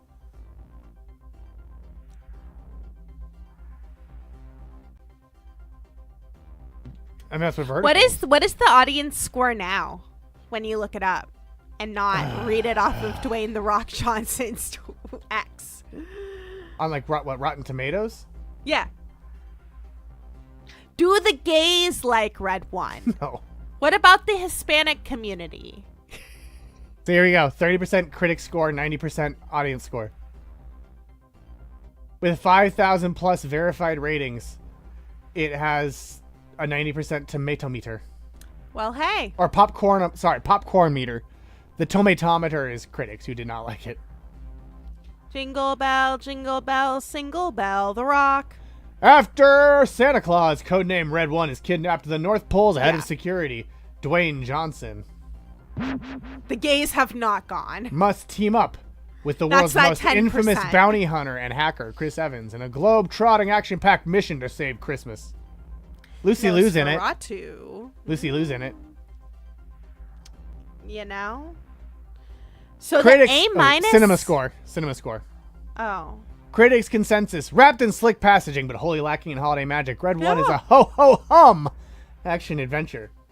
The audience says, led by The Rock, this entire ensemble delivers ample servings of naughty and nice that may leave you humming. Oh, what fun it is to ride in a Red One open sleigh. Oh, I'm sure they do, Fidel.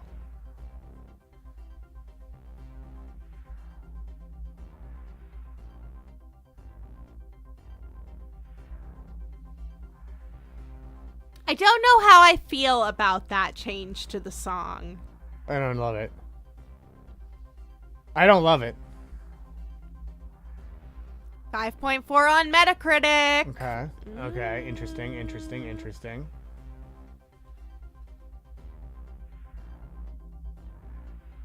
Yeah. How many of these did The Rock personally write? Yeah, it's all his various gimmicks from the years. Just like sounding off like Rocky Mavia. Red One, A- on cinema score. Which is, of course, the industry leader in measuring movie appeal among theater audiences since 1978. See, Red One, A-. You can't see any details about it, but that's what it is. It has higher than The Apprentice and lower than Sonic the Hedgehog. Yeah, higher than Conclave, higher than Gladiator, higher than Kraven the Hunter, War of the Rohirrim, Moana 2, Saturday Night, Smile 2, higher than Terrifier 3, higher than Venom: The Last Dance, lower than Wicked, higher than Y2K. Well, if it's higher than Craven the Hunter. We know that it's messed up. It must be. It's an industry plant that destroyed that movie's reputation. Mm-hmm. Much like our leaderboard, where Pitch the Christmas Devil is holding on to first place with Old Saint Void in second, Fluval in third, White Krampus in fourth, Rudolph Tato's the Red-Nosed Trivia Deer in fifth, Scott Barkula in sixth, Christmas Walk Run in seventh, the Not CBC with a Fake Mustache in eighth, Secular CBC in ninth, and Santa Claus Real in 10th. CBC taking the Blogtoven approach of just joining on a shit ton of accounts Love to that. try to juice the system, much like The Rock made all those alts to review Red One on Rotten Tomatoes. Well, let's see what that does in question 11. Which of these is a character featured at Sky Park at Santa's Village? King Selwyn Claus, Princess Evergreen Claus, Professor Albert Hootsworth, or Queen Wisdom Claus?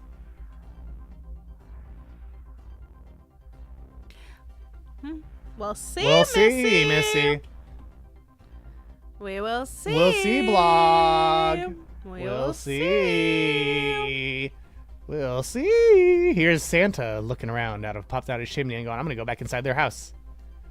I'm done delivering choice to good children all over the world. I'm going to kick back and play Madden with John Carpenter and smoke weed. That's right. That's John Carpenter's house. Not pictured, but it is. Trust me, I know everything. He does. Well, let's see what you picked. None of you said King Selwyn Claus. 2 of you said Princess Evergreen Claus. 5 of you said Professor Albert Hootsworth. And none of you said Queen Wisdom Claus. The correct answer, as you all thought, is in fact all of them. I do like how you all voted with your heart, though. You did, and I like that. For Hootsworth. Here are all the characters in the Northwoods theme park universe at Sky Park and Santa's Village in the mountains near San Bernardino. Of course, there's Santa Claus, the man, the myth, the legend. He works hard all year along with his industrious elves to create toys and treats so he can deliver the world over on one very special night. His red suit, rosy cheeks, and round belly are always accompanied by a jovial and jolly laugh. His heart bursts with generosity and kindness, not seen since the days of yore. He is a man of goodness and wishes to reward those with kind hearts. Have you been good this year? He knows if you've been bad or good, so be good for goodness sake. Santa met his best friend, Arrow the dog, when he crash-landed in the Northwoods hundreds of years ago. Arrow helped Santa find his magic key that was stolen by Jack Frost. Since then, they've been the best of friends. Santa set up his workshop in the Northwoods and eventually crafted his very own... Yeah, we can. His very own place where people can come visit him. He called it Santa's Village. Oh, that's wild. Now, people from all over the world can come and visit Santa right in his own home. Here is Mrs. Holly Claus, Santa's wife, expert tea party hostess, and caretaker of the elves. She is a wonderful lady who is constantly working with the elves, the Northwoods, to ensure a smooth holiday season. She oversees toy production, baking schedules, and cookie decorating. She also likes to see all of the elves in a tidy uniform. Huh. On certain days, you can join her during the holiday season for a fun-filled gathering of dress-up stories and good eats. Mrs. Claus has the most fabulous collection of teacups and teapots for these special occasions. She will serve a variety of teas, tea sandwiches, and special treats all prepared in your honor. Holly and Santa met many years ago, around the time that Santa's village was being built. In fact, it was Mrs. C that came up with the idea to call it Santa's Village after names like North Pole Land, the Elf Farm, and Jolly Toy-Making Place. We're all thrown out. We all thank you for that, Mrs. C. She is a very smart She is. and crafty lady. Exactly, thanks for the void. That was also my thought, like Fonzie. Yeah. Oh, she likes to see the elves in tiny uniforms. And then Arrow the dog is the guardian of the Northwoods and Santa's most trusted companion. Long ago, on a foggy and blustery Christmas Eve, Arrow was roaming the Northwoods when he saw a bright flash of light and a strange object falling from the sky. Rushing to investigate, Arrow noticed a man with a jolly laugh and the sound of bells coming from the object. "What's your name, pup?" Santa asked. "Arrow!" howled the excited dog. Santa immediately fell in love with the dog and brought him home to Santa's village. Mrs. Claus immediately loved him as well. Arrow is easily the most beloved creature. LMAO, the intern reacting from deep in the Dr. Pepper vaults. Arrow is easily the most beloved creature in all of Santa's village, which is probably why you can find monuments of him wherever you travel in the Northwoods. No one in the village can resist his friendly demeanor and kind little soul. He absolutely loves greeting guests and making new friends. You can find him roaming around the Northwoods with Princess Evergreen. Here's King Kelwyn Claus, Santa's brother, King of the Northwoods, husband to Queen Wisdom, and father of Princess Evergreen. As a young man, Kelvin won the heart of Princess Wisdom and married her. You saw Arrow at a rave last week, dang. Since then, Kelvin and Wisdom have looked after the Northwoods as king and queen. Kelvin loves spending time with his family, whether he is reciting poetry to his wife or singing songs to his daughter Evie. The elves have always known King Kelvin to be a kind ruler and always carries a jolly spirit, just like his big brother. The king and his family ensure that their forest home is always in tip-top shape. The King of the North, winter is coming. Especially when Santa invites guests to the Northwoods. Kelvin loves having guests over and always wants to keep the forest beautiful. He and Queen Wisdom are wise in the ways of forest care and believe that every creature in the forest, no matter how small, is an essential part of the ecosystem. King Kelvin plays a lot of other important roles in Santa's village. He is the keeper of the stories of Northwoods. Sounds like something of a keeper of the canon, which means you can find him telling stories in the village about all our wonderful characters. Other times you can find him singing a song with one of the princesses. On very special occasions, the King of the Northwoods will perform a knighting ceremony where guests can become honorary knights of the Northwoods. Did you see that King Kelvin Claus is the keeper of the stories of Northwood? Oh, which is something of a keeper of the canon. Ho ho ho ho. He looks like one too. Queen Wisdom Claus, Queen of the Northwoods, wife of King Kelvin and mother of Princess Evergreen. Many moons ago, Queen Wisdom came to the Northwoods from the far northern reaches of the Kingdom of Borealis. Borealis. The Northwoods are her birthright, handed down by her father. Queen Wisdom spent so much time in the forest during her youth that she now knows every path and every inhabitant by name. Church of Latter-day Santa. That's true. When she came of age, Wisdom fell in love with the charming Prince Kelvin. They are married and crowned King and Queen of the Northwoods. Soon after, Wisdom... By the way, they spelled her name wrong here. Yeah, pretty much, Void. You see they spelled her name wrong? It's W-Y-S-D-O-M, and this time they spelled her name wrong. She gave birth to a beautiful baby girl, Princess Evergreen, or Princess Evie, as we all call her. When the queen is not spending time with her family, she spends her days educating visitors about the importance of caring for the Northwoods. She feels it is her duty as queen to improve the lives of all who visit her kingdom. She also enjoys harvesting herbs from the forest to use as medicine. Hell yeah, queen! Harvest that weed. Ow, ow! She runs her own apothecary, a place where the elves can pick up medicine when they are feeling ill. She cares very much about the elves, making sure they are never neglected. Queen Wisdom watches over the well-being of the entire forest, its ecosystem, and all its inhabitants. There's look at all these characters. I'm not going to read all their bios. Or should I? Nah. There's Princess Evergreen Claus, who's born to the King and Queen of the Northwoods on the first day of winter. She's the niece of Santa Claus. She's protective of the forest and its creatures. Princess Candy Sugarplum. I'm Princess Candy Sugarplum. Born to King Heath Sugarplum and Queen Pixie Sugarplum, rulers of the land of sweets. Queen Pixie is Santa Claus and King Kelvin's sister. So Princess Sugar is Santa and King Kelvin's niece. Princess Sugar and the elves from the land of sweets play a very important and tasty role in spreading the holiday spirit and Christmas cheer. Growing up, her favorite pastimes were collaborating with the candy elves as they develop new and tasty inventions for children all over the world during the holiday season. She makes sure they're on top of their game while helping Santa deliver candy canes, sugar plums, and all other special treats to good children. Here's CJ Cufflebug, which was Santa's beloved elven friend and the official ambassador of the elves. Did you know CJ Cufflebug is also the keepers of Santa's magic key? Ooh. Marshmallow is Santa's painting elf. From signs to faces, she paints them all with style. She's the keeper of color and the guardian of the magic paintbrush. She sees beauty in everything from nature to architecture. I like how they're all keepers of something. Princess Snowfall is the sister of Jack Frost, who was once a villain but has since turned to the good. Oh, and she'll melt if she gets too close to the sun. Here's Jack Frost, who is the mischievous brother of Prince Jack Frost, who loves to play pranks on everyone. And here's, of course, Frosty the Snowman. Of course. Yeah. Then they found a magic hat. Who's Annie and Aggie Mushroom? We're getting there. Comet the reindeer. The gingerbread men. Annie and Aggie Mushroom. Two animated mushrooms from the Northwoods. Oh, of course. Annie and Aggie are a bit shy, but once you get to know them, they really are fun guys. You will usually see them together, and they like to stay close because they don't need mushroom. Annie and Aggie Mushroom have been with us in the Northwoods for many years, and it is always a treat to see them in the village. They love to come out when the sun starts to go down, about the time of the Candy Cane Lane Parade and tree lighting. Here's Twinkles the Tree, Santa Claus's very own animated Christmas tree. Twinkles the Tree is always the life of the party. She loves to keep Santa and Mrs. Claus company throughout the holidays. Santa brought Twinkles to life many years ago to light up Santa's village and add more holiday spirit to their home. Santa and Mrs. Claus love Twinkles very much. Who gave him those hands? Mrs. Claus. Twinkles is always eager to meet guests in the village. She also entertains herself by hanging out with her friends Comet and Frosty. All three of them like to hang out and explore Santa's village.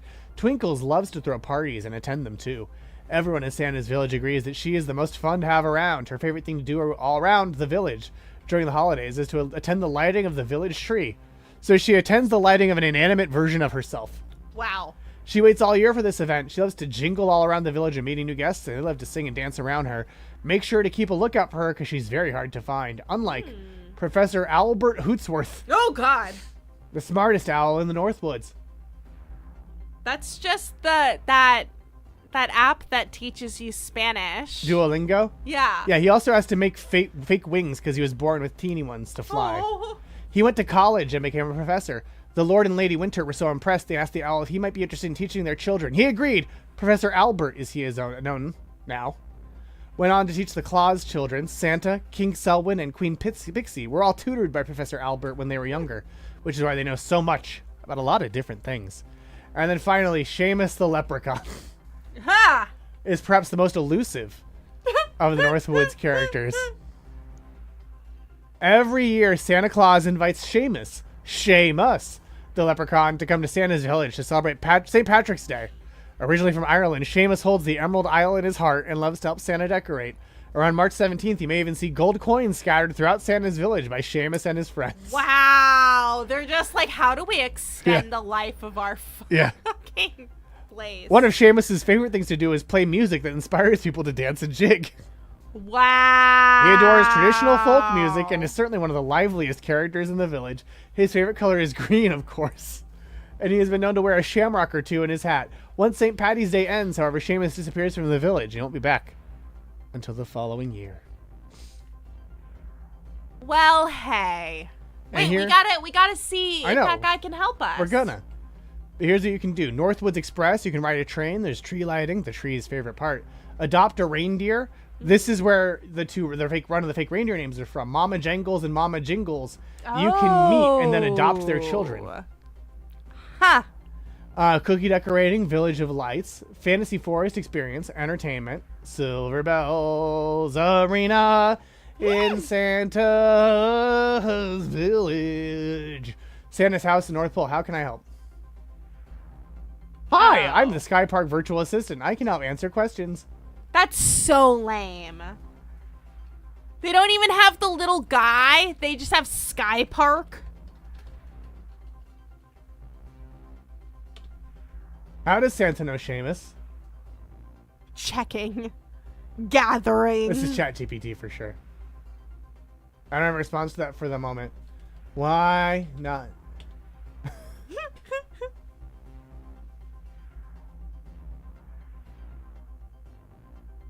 Ah! Very rude. I'm sorry if I didn't answer your question. I'm constantly being trained and improved to provide the best experience possible. If you need more information, please type your question and I'll try my best to assist. Why does Santa Claus live here in California? Doesn't he live in the North Pole?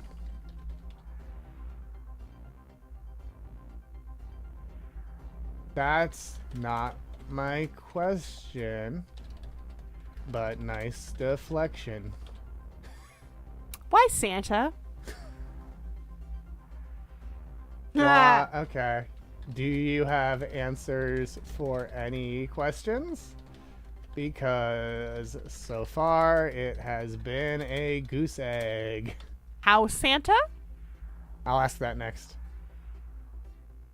Well, first, why Santa? I know, I gotta do the whole order.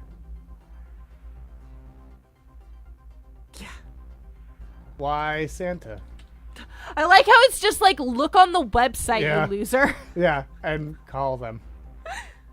How Santa?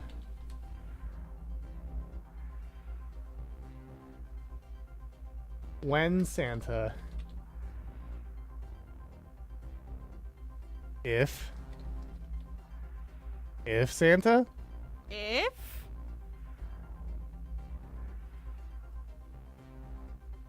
Are you Santa?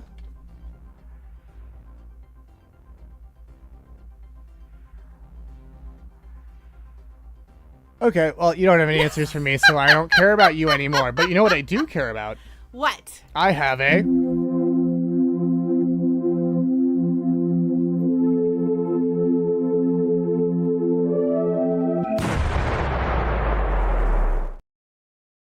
Did you know that K. Gordon Murray, who produced the English dub of 1959 Santa Claus, aka Santa Claus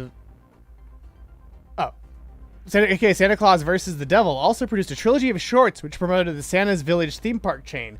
Ooh. And Sky Park at Santa's Village, before it was an outdoor park like we saw, was one part of that chain. It was a normal amusement park built to celebrate Santa Claus, and it was there from 1955 to 1998.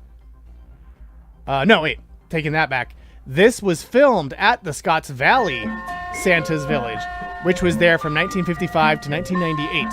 And it was the first of the 3 Santa's Villages opened by Glenn Holland, and it opened more than a month before Disneyland. And the only one of those that is still open is Holiday World in Santa Claus, Indiana, which we looked at last week. And that's why they're thinking 3 Santa's Villages, though they misspelled forest here. They spelled forest Forrest like the name, and that's not how the city is spelled. And they also said that it was in Santa Cruz when it was in Scotts Valley. You'll have to see, Missy. It was filmed in Eastman color, prints by Pathé. It's also in the public domain because K. Gordon Murray owned so much of the IRS when he died that the government seized all his films. Wow. Yeah. And the audio's a little bad. I cleaned it up as best I could. Mr. Santa?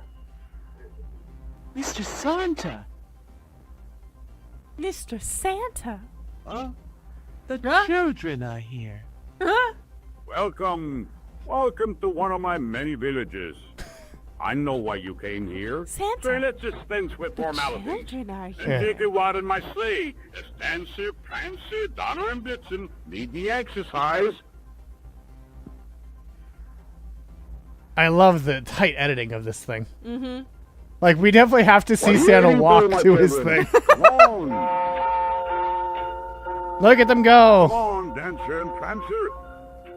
I love the POV also. Yeah, he said sleigh.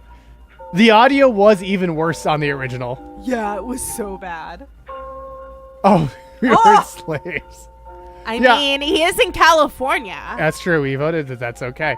I also like that they're not flying. Guess what this is? Right, the gingerbread house.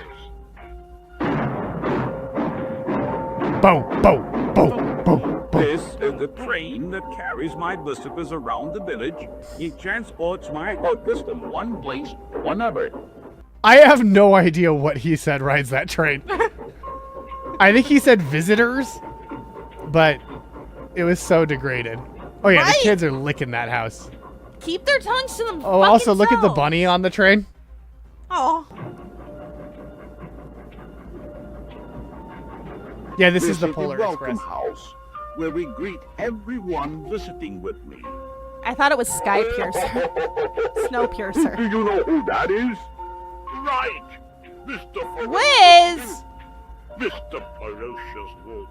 He's the first. Yeah, that's right, Missy. This is the one with the wolf.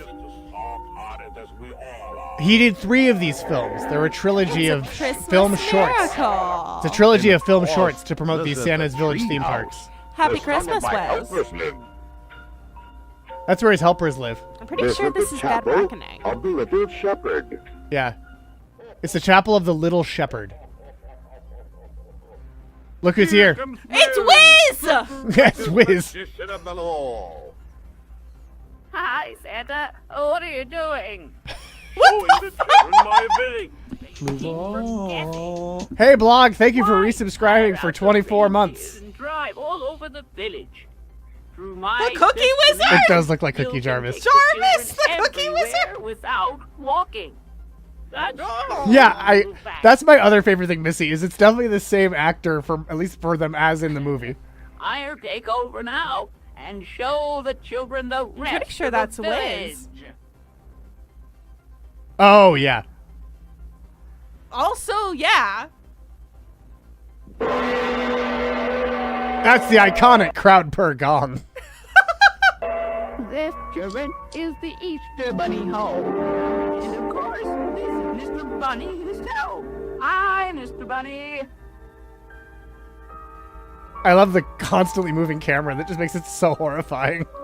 Here's Jack in the box. This is the post office, where Santa receives mail from children everywhere. Like the creepy music. And this is Santa's most important building, the toy factory. This is the pixie tent, where everybody gets together for meals. Merlin is.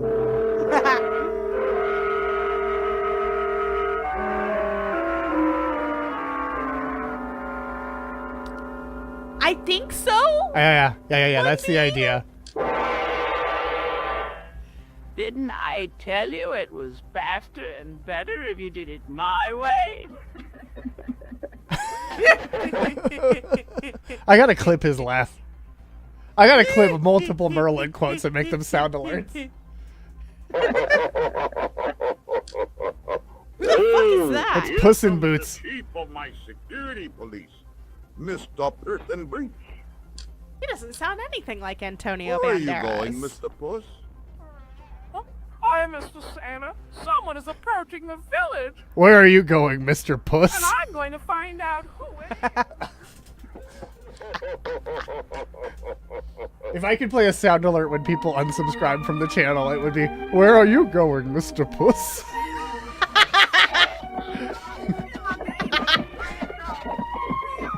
Where are you going in such a hurry? You're Oh, a wet Mr. Press, one. I saw him with my Mr. own eyes. Puss. You gotta hear her accent.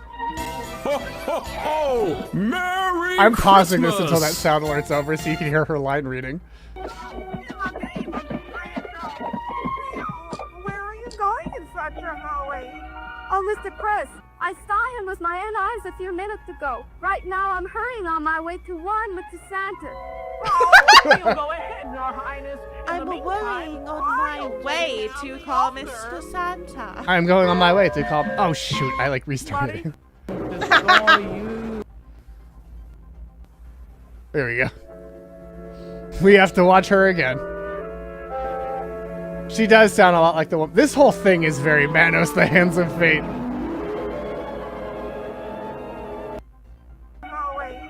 Oh, Mr. Press, I saw him with my own eyes a few minutes ago. Right I now, saw I'm him hurrying with on my my way own to warn eyes. Mr. Santa.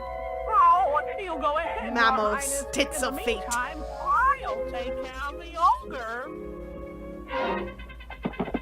Oh yeah, the ogre's coming to invade Santa's village. Oh no! There's one question left, yeah. Also, this movie left. Well, short film. I won't make you watch the other 3 this year. Or other 2 this year. No, this isn't the whole movie. This is a short film to promote the Santa's Village theme park. And it was all shot in the Santa's Village in Scotts Valley.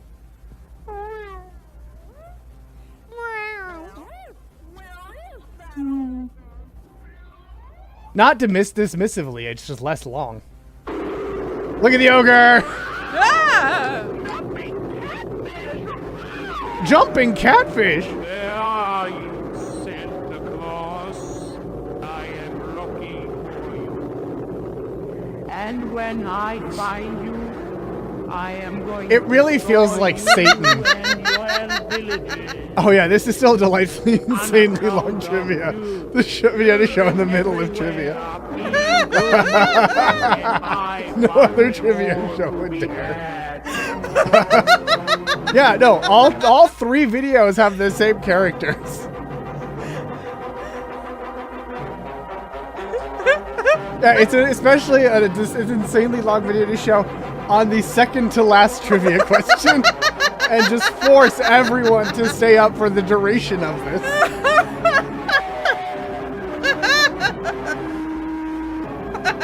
That would be really funny.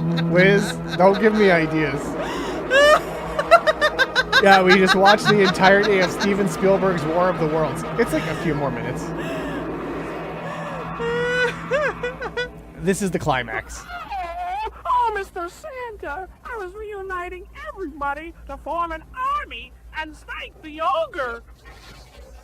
Thank you, my children. This is very touching, and I assure you I appreciate That is a good idea, Why Wiz. taking chances when they have summoned the tremendous powers that can easily take care of an emergency? You're so right. Oh, that's a really good idea. Brilliant. What? Ogre needs. Well, on making all children good, and I want them to be bad.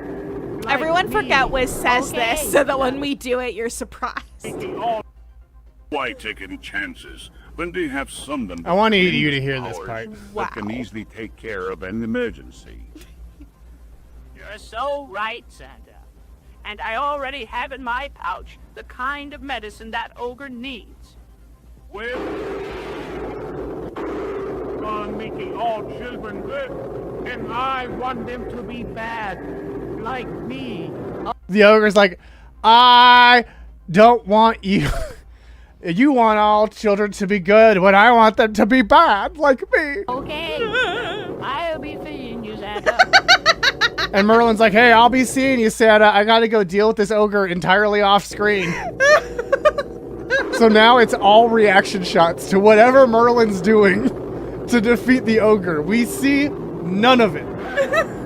Merlin is wielding tremendous power to destroy the ogre. I guess. The best one I am going to destroy. Merlin, What are you going to do? no. Merlin, don't throw that at me. No. Don't. I like how we're seeing the tree's Right. reaction also. Yeah.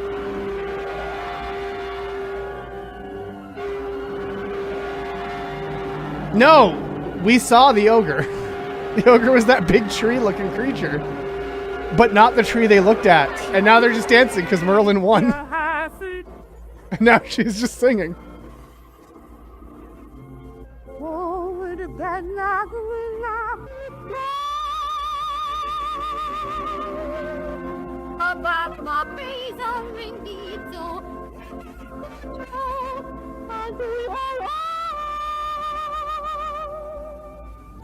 I don't know why this sync got messed up at the end.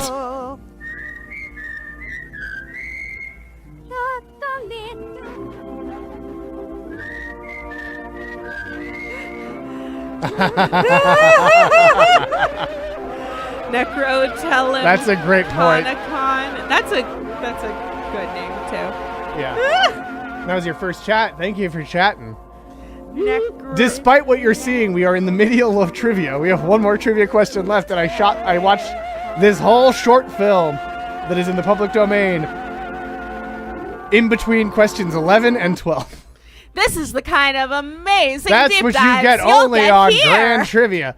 And if you don't have any New Year's Eve plans, you'll want to join us and WizWorld Live to ring in the new year Woo! for Wiz's Rockin' Eve. There's gonna be trivia. There's gonna be magic. Yeah, there will be trivia. I do want to do trivia on New And you Year's bet. as part of the festivities. There's gonna be suffering. Yeah, and we'll review the bingo card that Wiz did last year to see Yes. how we all did Oh. with the Wiz World Bingo. And I wonder if going to the leaderboard is on it, where Pitch the Christmas Devil Strikes Back is in first. Ooh. Old Saint Void is in second. Fula la la la la loo la loof is in third. White Krampus in fourth. Yep. Scott Barkula in fifth. Rudolph Tato is the Red-Nosed Trivia Deer in sixth. Christmas Walk Run in seventh. Not CBC with a fake mustache in 8th. Secular CBC in 9th. And Santa Claus Real in 10th. Also, Wiz, earlier, intern Krampus here drank hot Dr. Pepper and thought it was mid at best. You wanted to do Pilker at New Year's Eve, right? Dr. Pilker? At least it'll be cold. Yeah, but not tonight. No. Okay. Yeah, the hot Dr. Pepper disappointed, even though My Dick Clark... stomach is already like even though Dick angry. Clark said it was an American tradition, the hot Dr. Pepper disappointed. But with that, you just joined slightly thin but otherwise normal Claus. Just joined our game of trivia as we go to the final question. Wager your points now. It is still you still have a shot at winning. Yep. Slightly thin but otherwise normal Claus. If everyone else gets the question wrong, which is not impossible. This question connects to Christmas. Merry Christmas, Happy Hanukkah, Mask for Mask. Woo! Argyle! Welcome. It's a Christmas miracle. It's a Hanukkah. It's an Aquarium Day. Also, Happy Aquarium Day. That's true. Where we celebrate Grand Emperor Aquarium, the boundless enclosure, the endless fish tank, the source from which all aquatic life is decanted. Yes, it could be a Hanukkah miracle where 0 points lasts you for 8 crazy trivias. Happy Aquarium Day. Which of these is a Christmas-like holiday in the Star Wars galaxy? The Festival of 1,000 Suns, the Galactic Moon Festival, Solstice Tide, or Whitefall? Whitefall. Lock in your answers now. Which of these is a Christmas-like holiday in the Star Wars galaxy? None of them. The Sith do none of these. Sith do none of these, Wiz. Yeah, we did talk about this in the chat, so I will say it is very funny how many of you are getting it wrong. It is genuinely. It is genuinely funny to me how many of you got it wrong. But let's see what you picked. Yeah. Yes.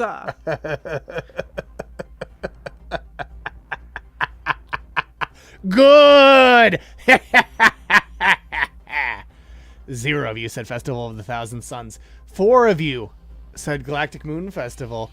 0 of you said Solstice Tide. 3 of you said Whitefall.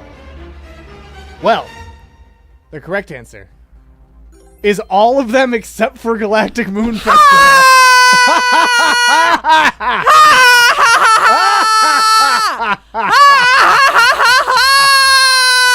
Galactic Moon Festival is a Halloween-like festival in Star Wars galaxies where citizens celebrate by putting out Sith lanterns and wearing costumes. You picked the Halloween analog, not the Christmas analog, you fool.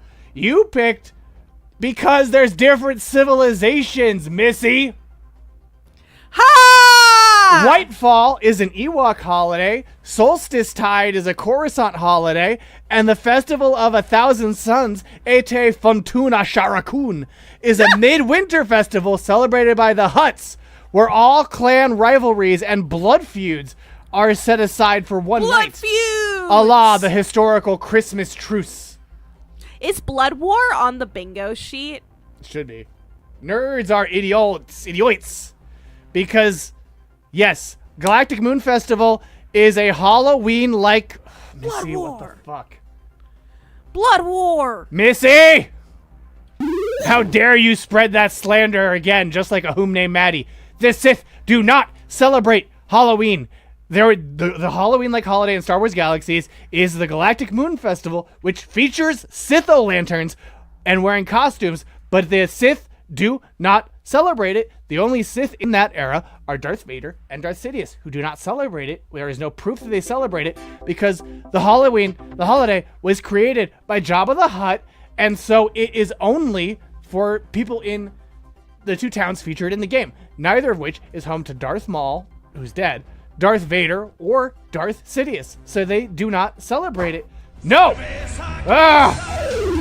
You know, the only thing that could cool me off is the refreshing taste of Cerveza Crystal. But, unfortunately for you, I don't consume matter. So I'm going to still yell at you. They do not celebrate Can I ban Missy? Oh, I see. You're saying they celebrate Halloween. Everyone celebrates the Galactic Moon Festival, their version of Christmas. That is not true, Missy. Missy, that is not accurate. How could you say that? It is not what they celebrate. Halloween is only celebrated by the Ewoks and the Jedi. as documented in an issue of the Ewoks comic and that Star Wars browser game about the Clone Wars where they had battle droid scarecrows in the Jedi Temple. This one was invented. No! They do not, Missy.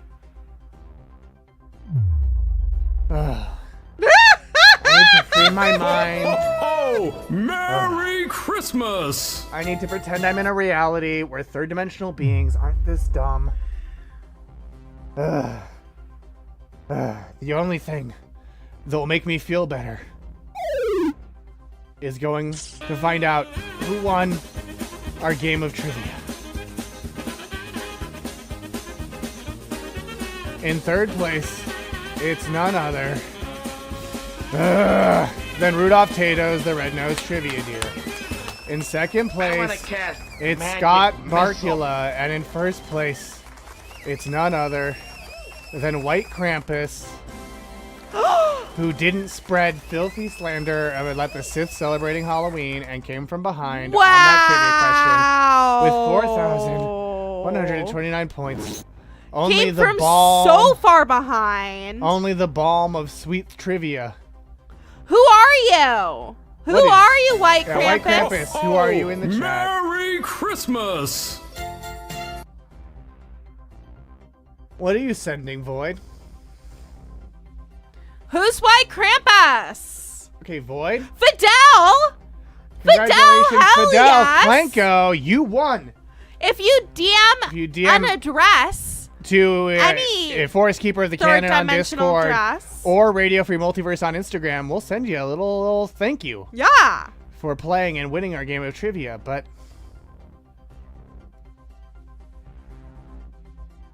I have to share something that Void sent me. Oh, okay.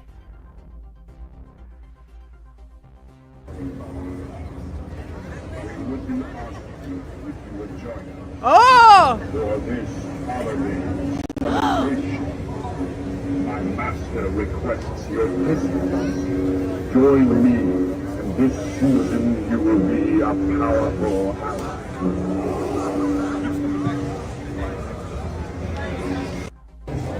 You know how I explained that? It's an effigy. It's an effigy. Someone made an effigy of Darth Vader. It's like a human-shaped Sith lantern. Because that's not... I mean, I hate to break it to you, like... Darth Vader is dead. Darth Vader died. Darth Vader died, so... He's not celebrating nothing anymore. Maybe Anakin Skywalker is. But, we'll see, Fidel. Darth Vader ain't celebrating nothing, so he certainly ain't celebrating no Halloween. I'll tell you that much. Tell you that much, pal. I'll tell you that much. Missy, I can't spoil real history. I think I can't spoil real history. had an Australian winner. That's old footage? What you mean? No, Sam won. Yeah. Sam from Australia has won before. Or even just a postcard. But Sam from Australia won before. So we have had an Australian winner before. Yeah. Oh, Void says it's old footage. Well, know what I say to that? I say to that.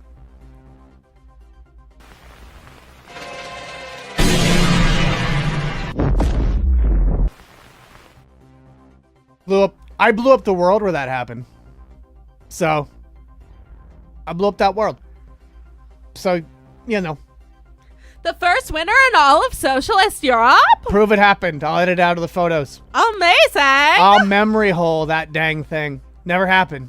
Never happened. Never happened. Never happened.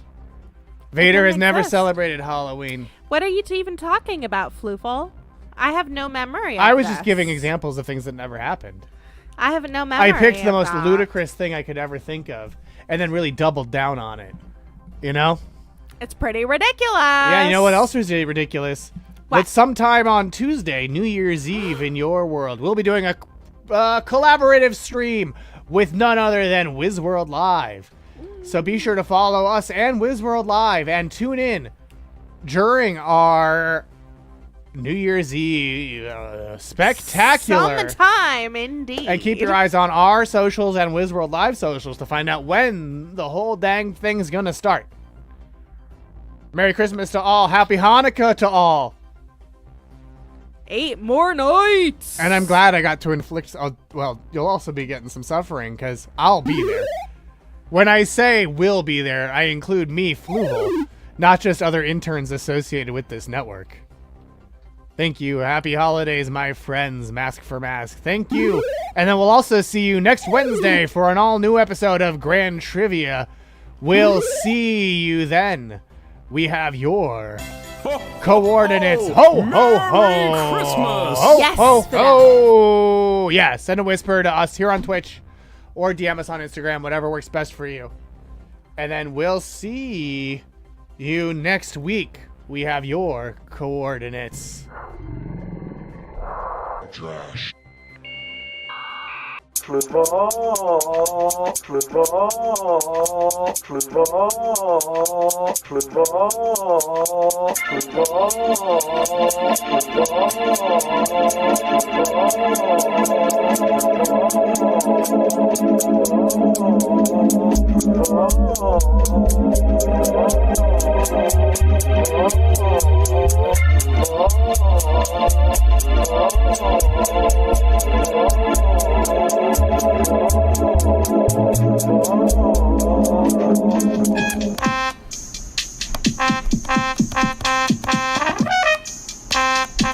Here he comes. Swimming closer than farther away.